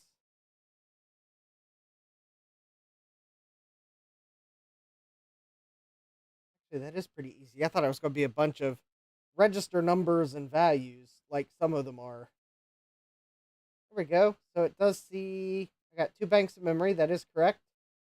Can I actually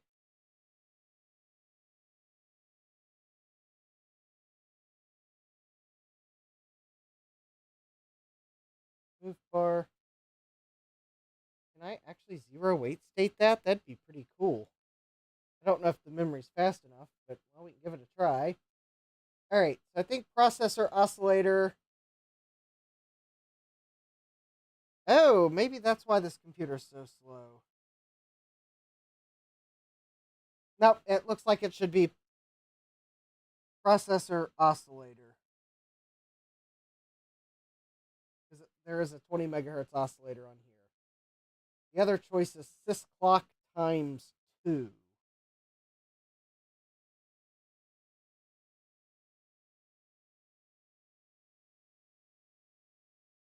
All right, I think that's probably correct. Bus clock is processor clock divided by 3. That's going to be 20 megahertz divided by 3. Yeah, that's probably fine.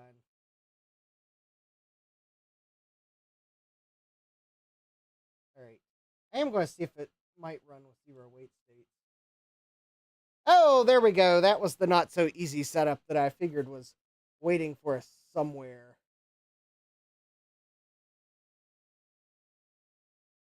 Oh, yeah, that's where we can directly set all the registers. Enable, disable video, and main BIOS shadow. All right, let's go ahead and enable shadow. Why not?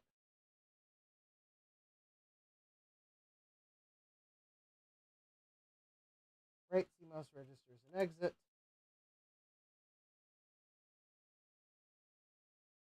All right, let's see if it's any faster.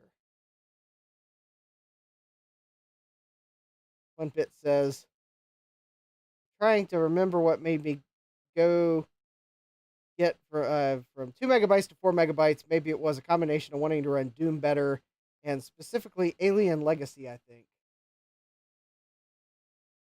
I think that memory test is running much faster. Probably because I shadowed the BIOS. Oh wow, this is actually pretty snappy with the BIOS shadowed. I don't have a hard drive connected because it's in the computer case. But with zero wait state, processor clock. Clock to in. Alright. Well, I'll have to run some diagnostics to figure out which processor clock is correct. Because this board has 20 megahertz, 50 megahertz, and 40 megahertz oscillators.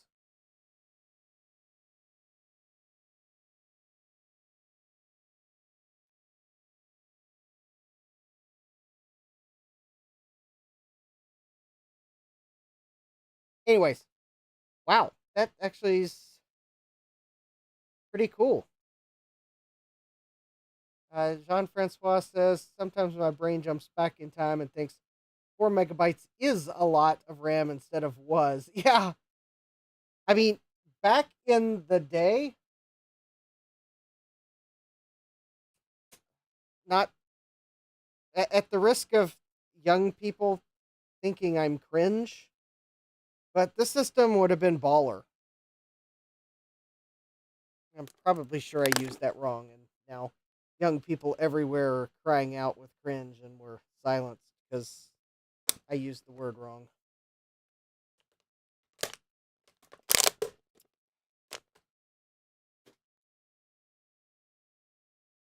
Anyways, 4 megabytes of RAM in this system would have been. Sad Max says, "Oh no, I get what you mean."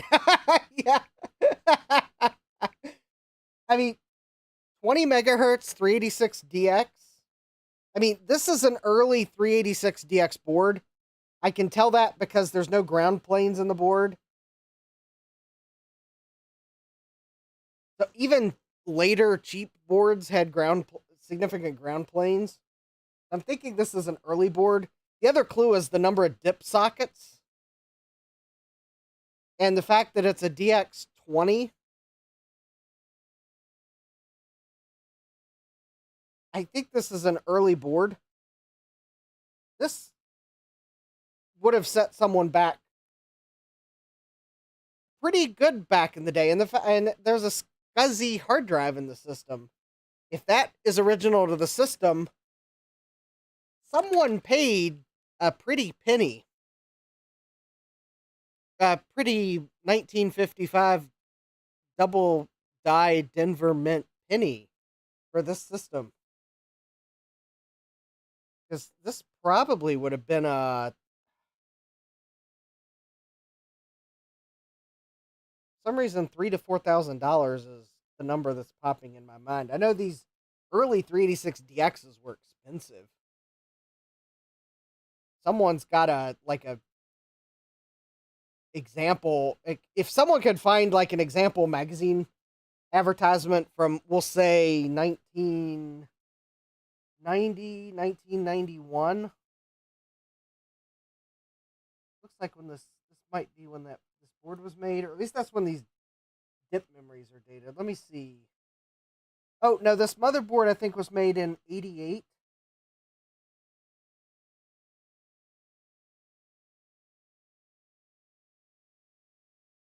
I'm looking for date codes on the chipset. Looks like 88. Mid to late 88, I think, is the date on the motherboard. Yeah, I bet someone upgraded the RAM in 91. Probably when RAM prices fell. Because all these DRAMs are dated 91. So I bet someone bought the system in like late 1988, early 1989. That gives it time to be imported and make it to the market here in the US. I suspect they bought it and it probably had, I'm going to guess it might have had a megabyte of RAM installed on it.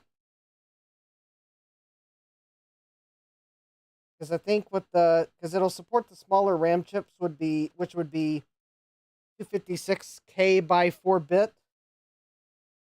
So this is 4 megabytes here. So I think that would have been 1 megabyte if they put the smaller RAMs in bank 0. So they probably bought it with 1 or 2 megabytes of RAM. That's going to be my guess. And then later I'm going to guess 1 megabyte, because if it had 2 megabytes, I would have suspected that when they upgraded it to 4, they would have left the 1 here, unless they moved it to another system. And so they would have had 5. But the fact that these banks are empty leads me to believe that they bought it with 1 and then upgraded to 4 later. Which still, I bet this 4 megabytes in 91 was a pretty big deal. That's my guess, if I had to do a little PC archaeology guessing. So if someone can find like a magazine article or a magazine advertisement from late 88, early 89 for a DX20 system with a megabyte of RAM and a SCSI hard drive, then that will give us probably an approximate cost of how much this system costs, give or take. Let me see if I can spot the name on the badge. Bonus points if you can find an advertisement for an MTC for Maryland Technology Company. I don't know if that's what it actually stands for, but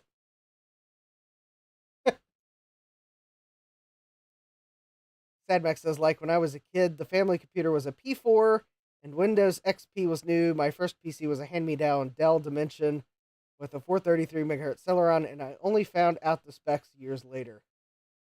In other words, dude, you're getting a Dell, but in the past. I had to say that. Had to say it. Couldn't resist.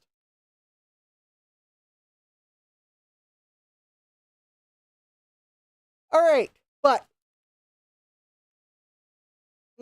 I think we have successfully removed the battery, replaced the ISA slots.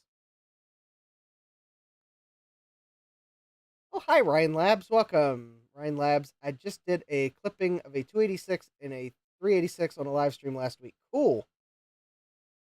All right, well, I think I've done everything I need to do to the motherboard, so I'm not worried about continuing corrosion, because for anyone that just joined, last week I removed the battery. I did some exploratory solder mask scraping to check, and there was no damage traces. These 2 slots were corroded, so I removed them and I've replaced them. The keyboard connector had broken shield tabs, so I replaced it just so that it didn't stress the connector. Oh, thank you for the subscription, Ryan Labs. 2 of the 3 are way too corroded. ISA slots are green. Yep, these 2 were like green. This one was like green up to about here, and this one was green up to here. And I actually broke one of the pins on the old connector here. So yeah, this computer, luckily, and then I did some exploratory scraping there. There was no trace damage on the board. Just some corroded ISA slots. So this one I would consider was a lucky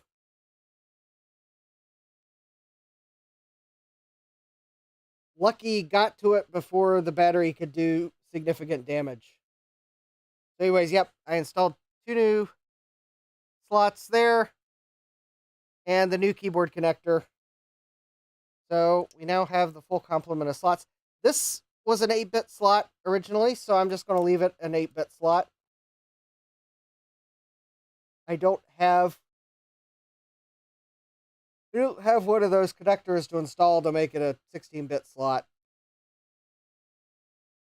But I'm just going to leave it as it was originally.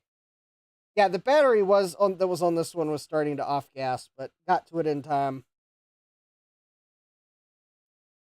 So fortunately, I mean, the swap meet I got it at, they actually inspected the computers to make sure they weren't too far gone. And luckily, this one was a minor damage, and they sold it, and they were just letting folks know that they did inspect them to make sure that nothing was too far gone. So we can actually start to put this back in the case.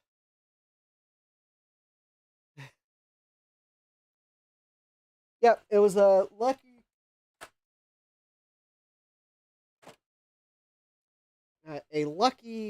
find, because I think for what I paid for it, because I think it was $20. And the thing is, the system was complete.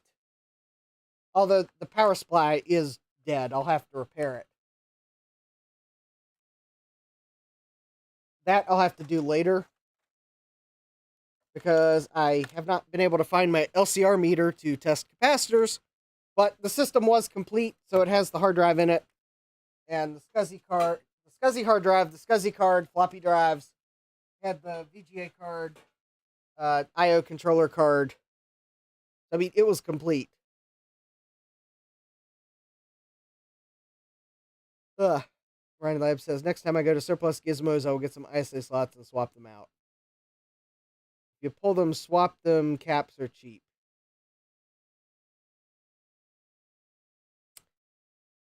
Yep. Yeah, I ordered these ISA slots from Mauser.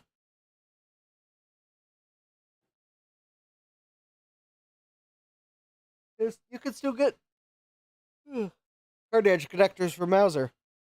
Oh, no wonder I'm tired. It's 11:34. All right, so I guess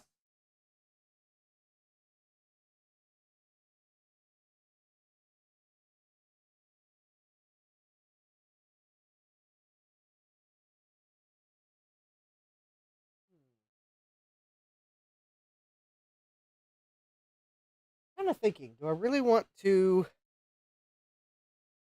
reassemble the system? Because we know it's... Because I had this idea, given the fact it's 11:30. Oh, channel popped up in your recommendations. Cool.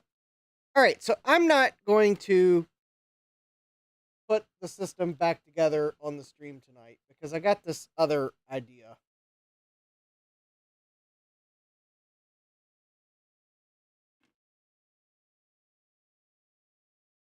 Based on things sitting on my workbench. So let me go grab the Dell Netplex that I got at the same swap meet. Although Retrotech Chris gave it to me, but it did come from the same swap meet.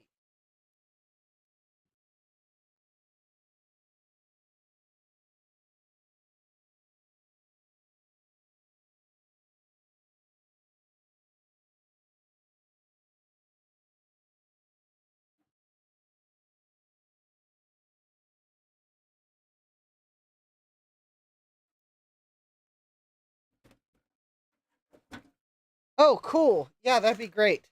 Oh, hi, Mike's Future Retro. Welcome. All right, so here we go. We have the Netplex 450. Permission granted. Mike? So this is the Dell. This is an original made in the USA sticker. It is not a Geek and Spiel reproduction. But the actual case badge. This system is one that came with it from the factory. All right. So this computer is pretty dirty on the inside. It definitely could use a thorough clean. There's its original Dallas module. There's its original power switch. Here's... Ew, what is that? I don't know if you can see that.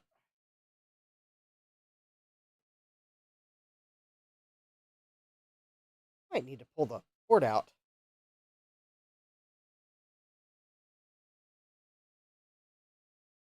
Oh, that is actually wet or moist. I have no idea what it is. It looks like thermal paste. All right, let's check something before we. What's the saying that the young kids say? Let's check ourselves before we wreck ourselves. How about let's pull the motherboard out and make sure that whatever that weird mystery substance is isn't something that might cause the board to short should I power it up. And Mike says, well, I'm a pirate tonight, I guess.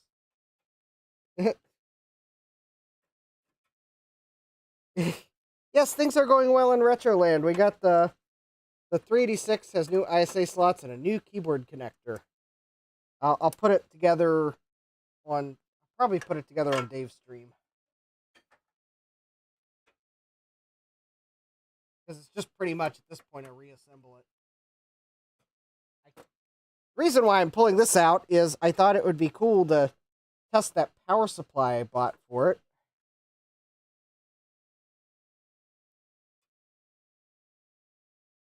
But there's definitely something weird under the motherboard. So we're going to check it.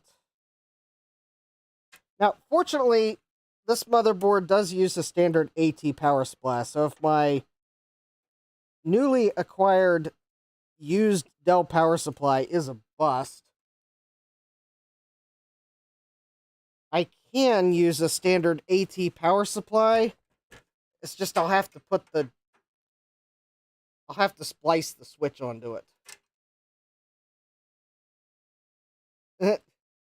Admex says, check yourself before you wreck yourself. Feels like it's a millennial, early Gen Z, or at least early mid-2000s or early 2010s internet thing, and I miss it.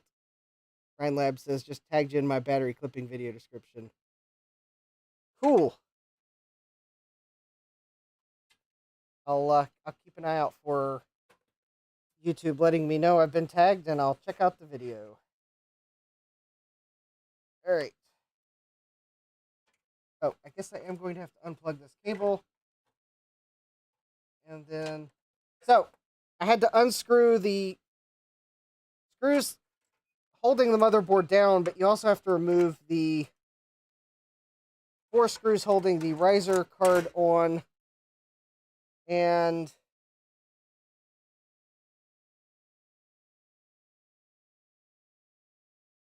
I don't think I really want to know what that is.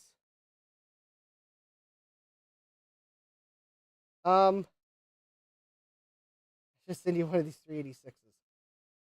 Yeah, I really don't think I want to know what that is.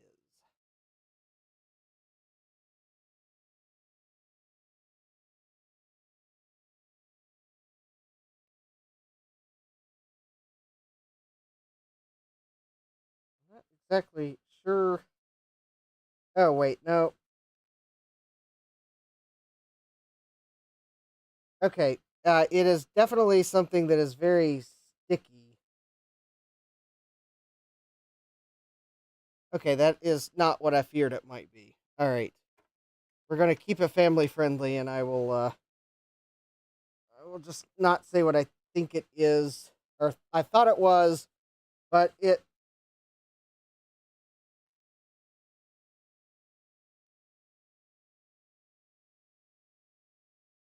is very sticky, almost like it is a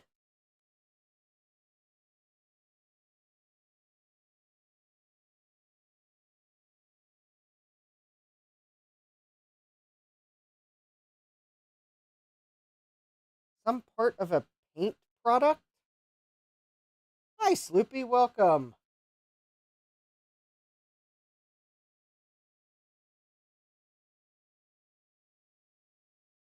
Okay, let me see if I can get it. It is also on the bottom of the motherboard, so All right, let's see here. Is this substance, whatever it is it alcohol soluble? This is how we're going to figure out how I am going to be able to remove it. It is very sticky. It will certainly help to have a chemical of some sort to help remove it. So let's see here. Is it alcohol soluble?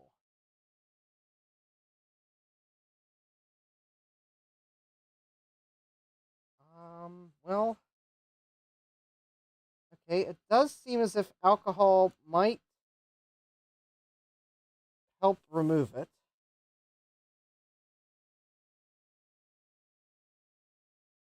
But kind of slowly. All right. Is it where's my bottle of oil?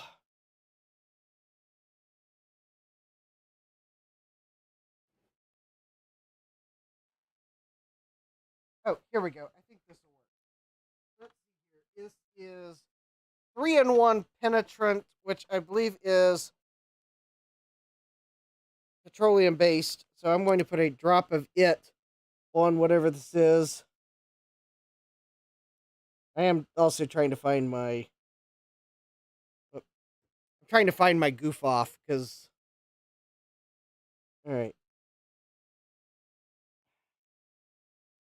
Well, if I can manage to open the bottle far enough to, there we go.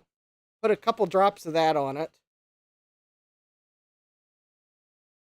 I think it's half of a. It honestly feels like tacky oil-based paint or like some sort of putty. It is definitely not what it looks like.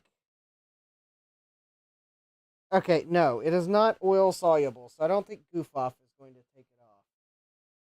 It is alcohol soluble.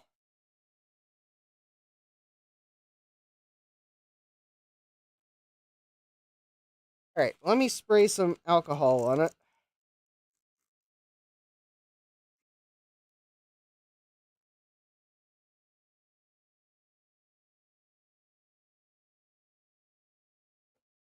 I don't think Goof Off will remove it that well because it's not really dissolving in oil.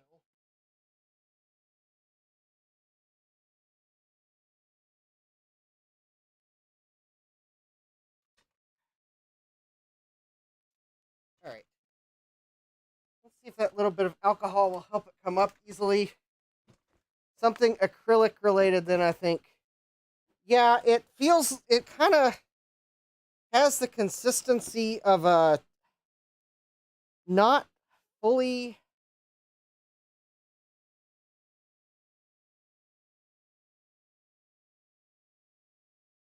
Yeah, I don't know if maybe it's like some sort of a two-part acrylic. I mean, it almost feels like thermal compound, but I don't think it's. I don't think Dell was putting thermal compound on cases. All right, it does feel like it's alcohol soluble, so I will be able to get it up. I don't know why I didn't notice it earlier, but I have a feeling. Oh, I have a feeling I might have put this on its side when I brought it down to the basement. And that probably caused it to. Because it is tacky, and it probably caused it to run enough that we were able to catch it. So I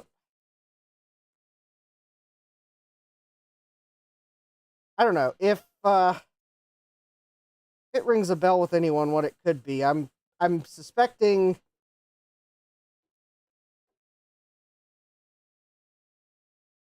it honestly feels like it was probably. I mean, this computer was probably in a warehouse somewhere, and I suspect it got something spilled in it that was probably being used for a renovation or whatever it was stored with. I can't really smell it, but it definitely is tacky, whatever it is.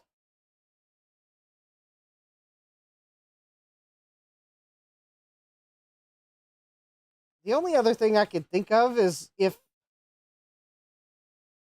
Dell put rubber. Wait a minute. Could these be the remains of rubber bumpers Dell put under the motherboard?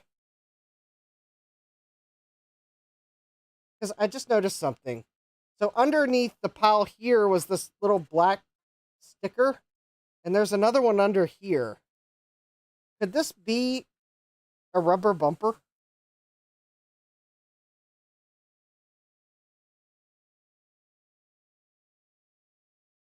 That's like so far melted that it just basically started to run when it got set on its side. That is really weird that there's a little black piece under it. Unless that's the little black adhesive square that would have been on the rubber bumper. And the rubber bumper just basically melted because it was old. And it's left the little adhesive part behind. Because that would explain why it's tacky. If it's really far gone rubber. That would also explain why I can't smell anything, because, well, it wouldn't really smell. It almost has the consistency that maybe those were where rubber bumpers were under the motherboard. Because, I mean, absent another theory,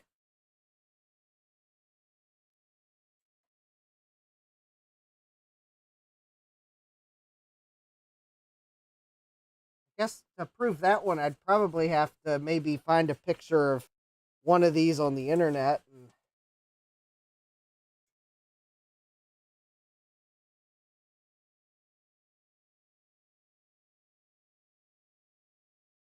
All right, well, whatever it was is gone. I've managed to wipe it off.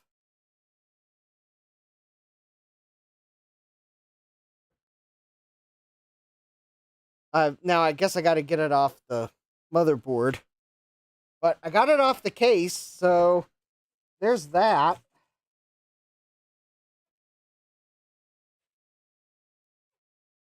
Yeah, now I'm thinking that that was a rubber bumper.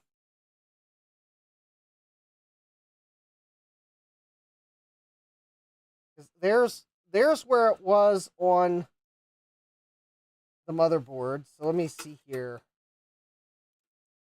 One of them would have been under here, and I think the other one was here, but it was starting to go this direction.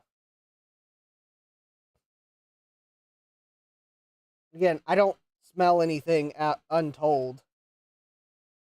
Because the more I think about it, the more I realize that, if this was like something that got in the case during if this computer was in a warehouse near renovation products that spilled into it. I mean, first of all, I kind of realized that, I'd almost expect that maybe there would be more on the outside of the case. But I also realized that, most of those products would probably have some sort of an odor to them. I would smell like an oil base or a acrylic base or something to it. I mean, sure, not a guarantee. Some of those products would have off-gassed given long enough and still be tacky, but I'm kind of now thinking those were two rubber bumpers under the board, and I just happened to catch it because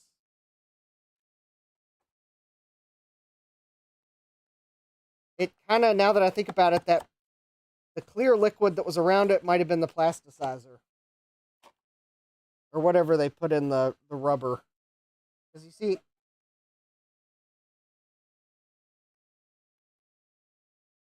that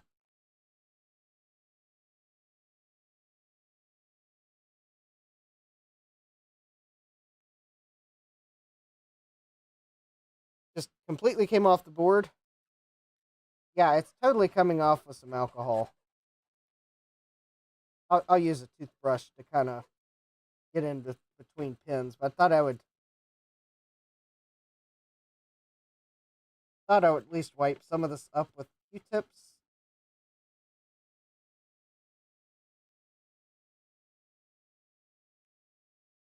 Because I'll probably not want to really use the toothbrush for something else after I clean this. So let me see if I can find my worst toothbrush.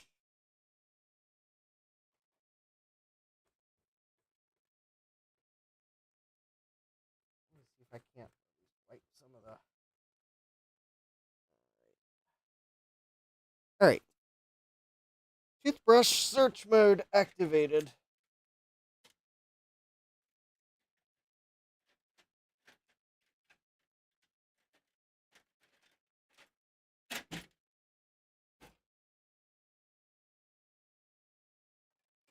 I need to buy another cheap package of toothbrushes, that's for sure.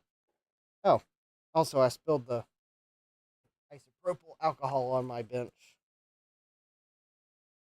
Alright, well, it looks like we're probably not going to have...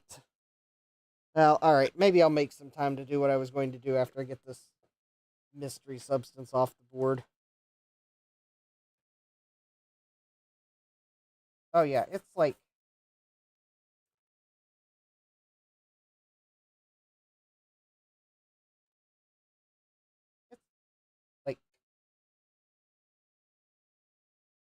Yeah, it's totally coming off.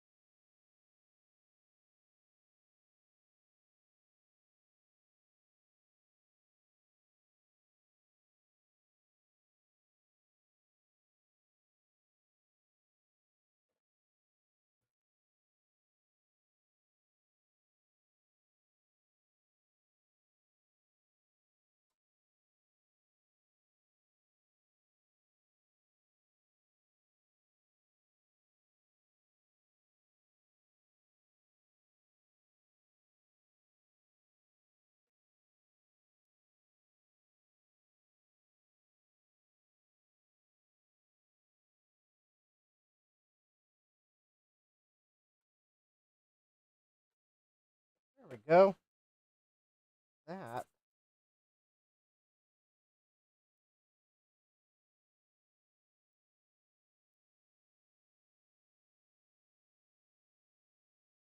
Okay, whatever that was, and my guess is that it was a decomposed rubber bumper or two. Whatever it was,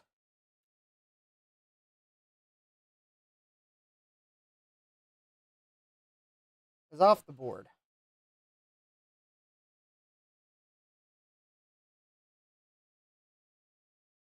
I mean, not that the top side of the board's not going to get cleaned at some point. But I guess there you go. If you were wondering what the board for the Netplex 450 looks like, here's the BIOS, and I believe the video BIOS is on the same chip. I think the ROM BIOS and video BIOS are combined. Here's, I think, the keyboard controller. Here's our multi-IO chip. I have no idea what this little daughter board's doing. I have a feeling it's a bodge.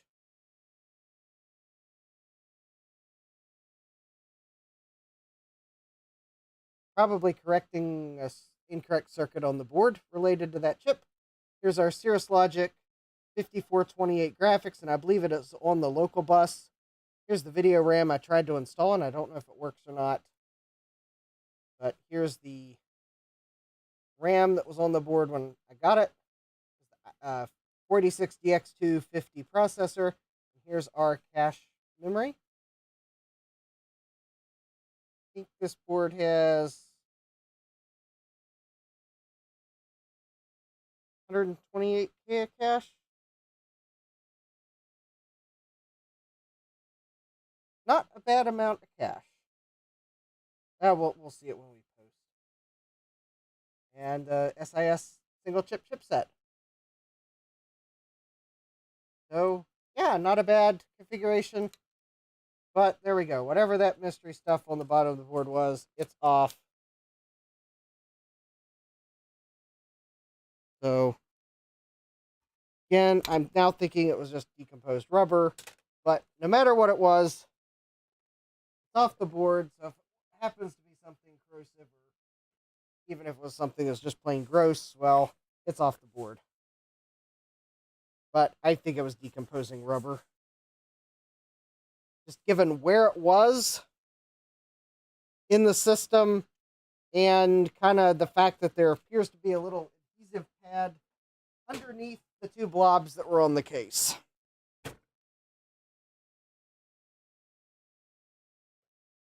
And the fact that it was alcohol soluble, but not oil soluble. There are certain things, if it was, I would have expected that both chemicals would have had an equal reaction to it. And just how sticky tacky it was. That, I think, was probably the biggest clue that decomposing rubber makes the most sense.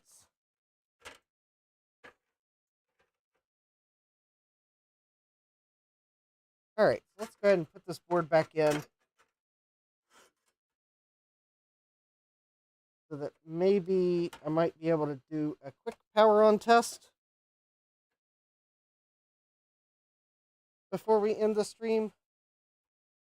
Kind of circling back to some of the potential regrets from Wheel of Regrets tonight. Alright, so let's... At some point, since I think there were rubber stoppers under the board, I'll find some suitable replacements. But for the moment,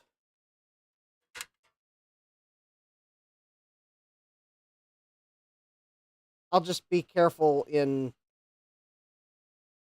plugging things in.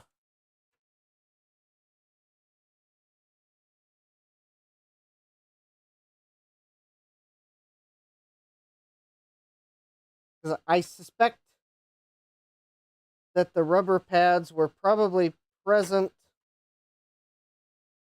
just to keep the board from flexing too much when the processor was installed. And probably when you installed DIMMs. Because I think one of the rubber pads was probably about on this corner here. So it's probably possibly to add some rigidity when plugging in DIMMs.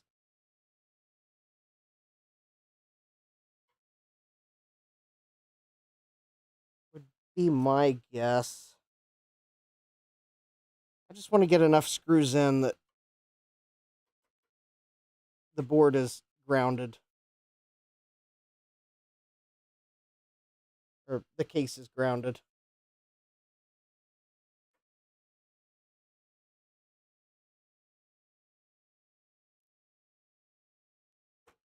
Well, that, and I don't want the board to shift around on the metal standoffs, because I know that the board is going to have a nice ground pad under where the screws go, and nothing that could short, but I don't want the board to shift, because there's definitely pins sticking up in other spots that could short if the board shifts. So let me just that, and I got enough screws on my workbench. I want to put the ones that go to this system back in.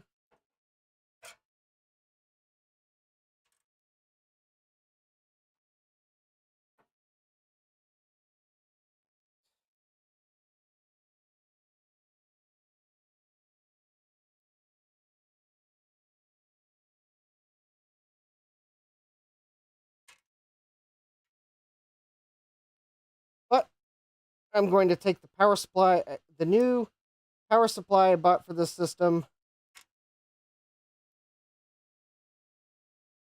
and I'll plug it in. And how about we'll even plug the floppy drive in, and we'll see what they both do.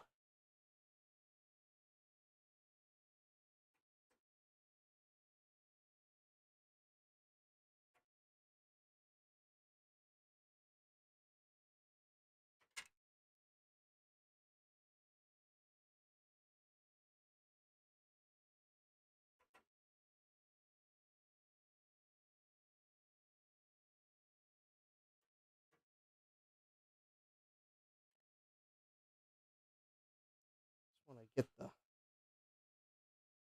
riser card screwed in.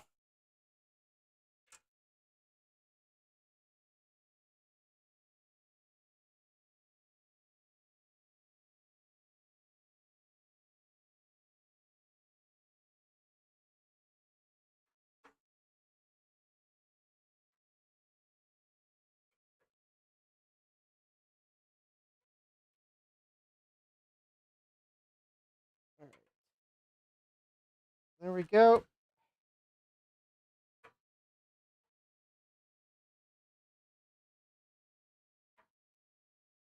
All right. We got the motherboard back in. All right. Let me grab the Dell power supply here.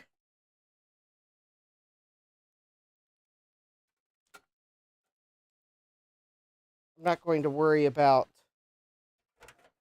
screwing it in.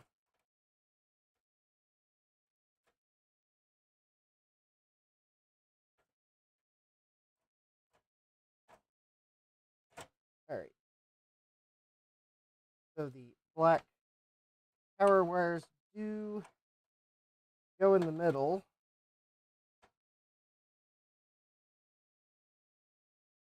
There is a pin that's not going to make a connection on this board,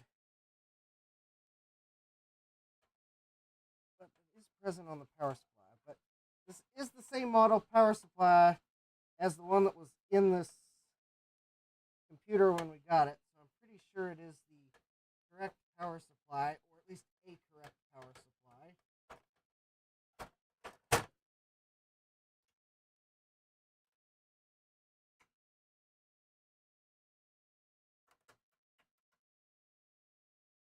All right. Black pins are in the middle. All right, the power switch is turned off. All right. I will plug power in power supply like so. We'll plug video cable in like so. All right. 3, 2, 1. All right.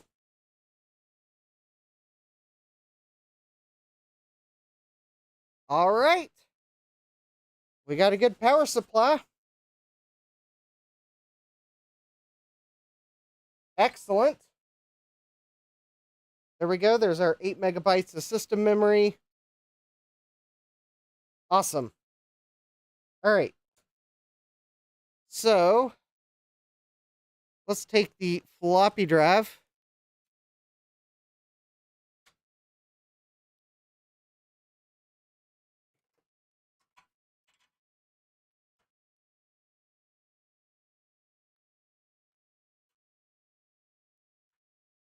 I can find a power connector here. All right. Plug in a power connector to it. I'm just going to set it in the case.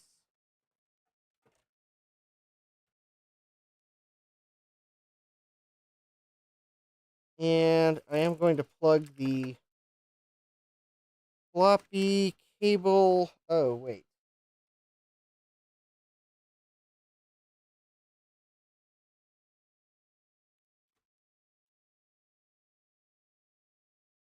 Oh, I don't have the original floppy cable for this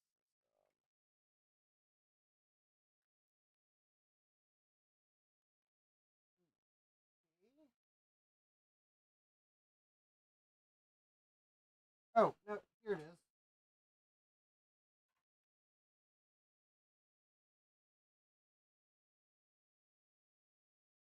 All right, the one thing that doesn't make sense is the fact that it has all sorts of floppy connectors on it, but then again,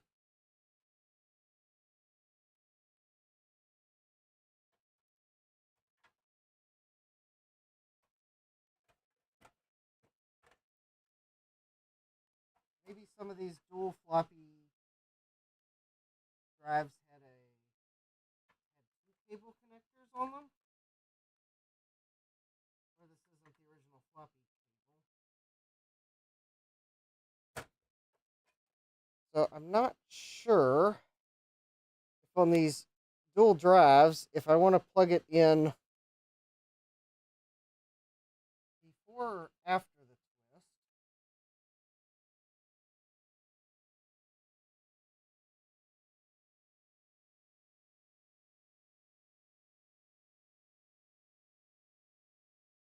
Oh, I just realized something.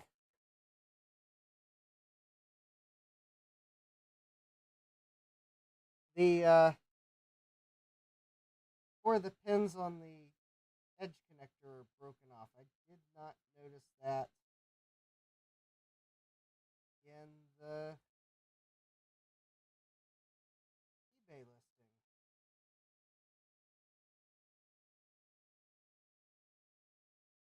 Well, obviously we won't be able to test this drive tonight.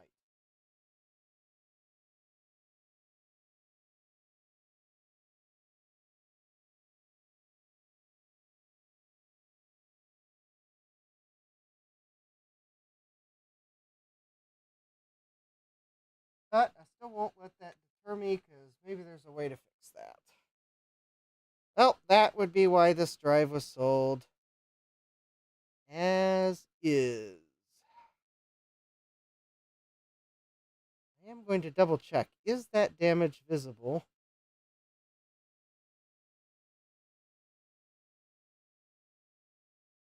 Oh, yeah, it is visible in the third photo of the floppy drive because the first photo has a cable plugged into it there, so you can't see the broken edge connector very well. All right. Well, I guess on that disappointment of a note, it's time to end the live stream. All right. So I guess this dual floppy drive is going to need some more work. So we'll have to queue that up for a stream where I probably somehow add those 4 pins, although maybe I don't need to add all 4. Some of them might be grounds. Oh, I bumped the faceplate there. Of course, if I'm really lucky, maybe that board is simply an interposer board and there's no actual components on it.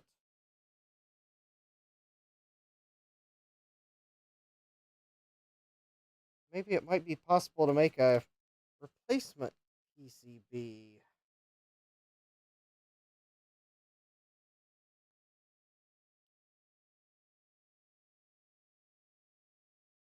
Or very carefully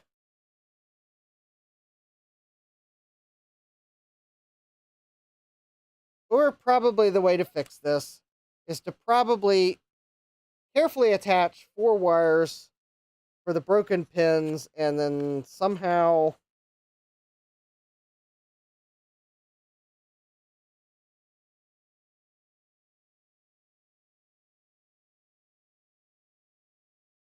take a card edged IDC adapter board and maybe lodge the 2 together. I don't know. I'll think of something. There's probably a way to fix that. But I have a feeling the drive doesn't work because those 4 pins are broken. And these drives are insanely expensive. I bet that scratch on the bottom of it's not a problem. I bet it's the broken 4 pins. That's the problem. All right, well, I guess future live stream we'll try to repair this drive. Drastic, insanely overpriced original peripherals require crazy repairs. All right, anyways, so we got the 38620 repaired. I'll reassemble it on Dave's stream Sunday. Got the mystery substance out of the Dell Netplex. Confirmed the power supply I bought for it works. So at least I'll be able to swap in that new power supply. And I guess someday I'll have to get a hard drive for it. I probably have one in my stash that I can put in it. And we'll have to work on that dual floppy drive. So if you've liked this live stream, don't forget to smash that like button. Subscribe and turn on notifications so you know when I go live next. Next week, I should be back to my 2 streams a week schedule of Tuesday and Thursday, but I have not. Oh, actually, Tuesday we'll probably take a look at the other swap meet computer that needs to have the battery removed because it needs to be taken care of as well. So that's probably what we'll do Tuesday, is get to that other computer. Hopefully it won't take as long. I'm hoping the ISA slots on it are fine, but we'll see when we take it apart. So yeah, with that, I hope you all have a great rest of your day. Thanks for hanging out, being cool in the chat. And without further ado, I hope you all have a great rest of your day. Take care and God bless. Computerized Start is brought to you by my awesome patrons on Patreon and by your tips and memberships on Ko-fi. These and other channel supporters make my live streams possible. You too can become a channel supporter with tiers starting at just $1. Don't forget to smash that like button. And if you've liked what you've seen, subscribe and turn on notifications so that you don't miss the next video or live stream. And as always, thank you for all your support. I hope to see you next time. And until then, take care.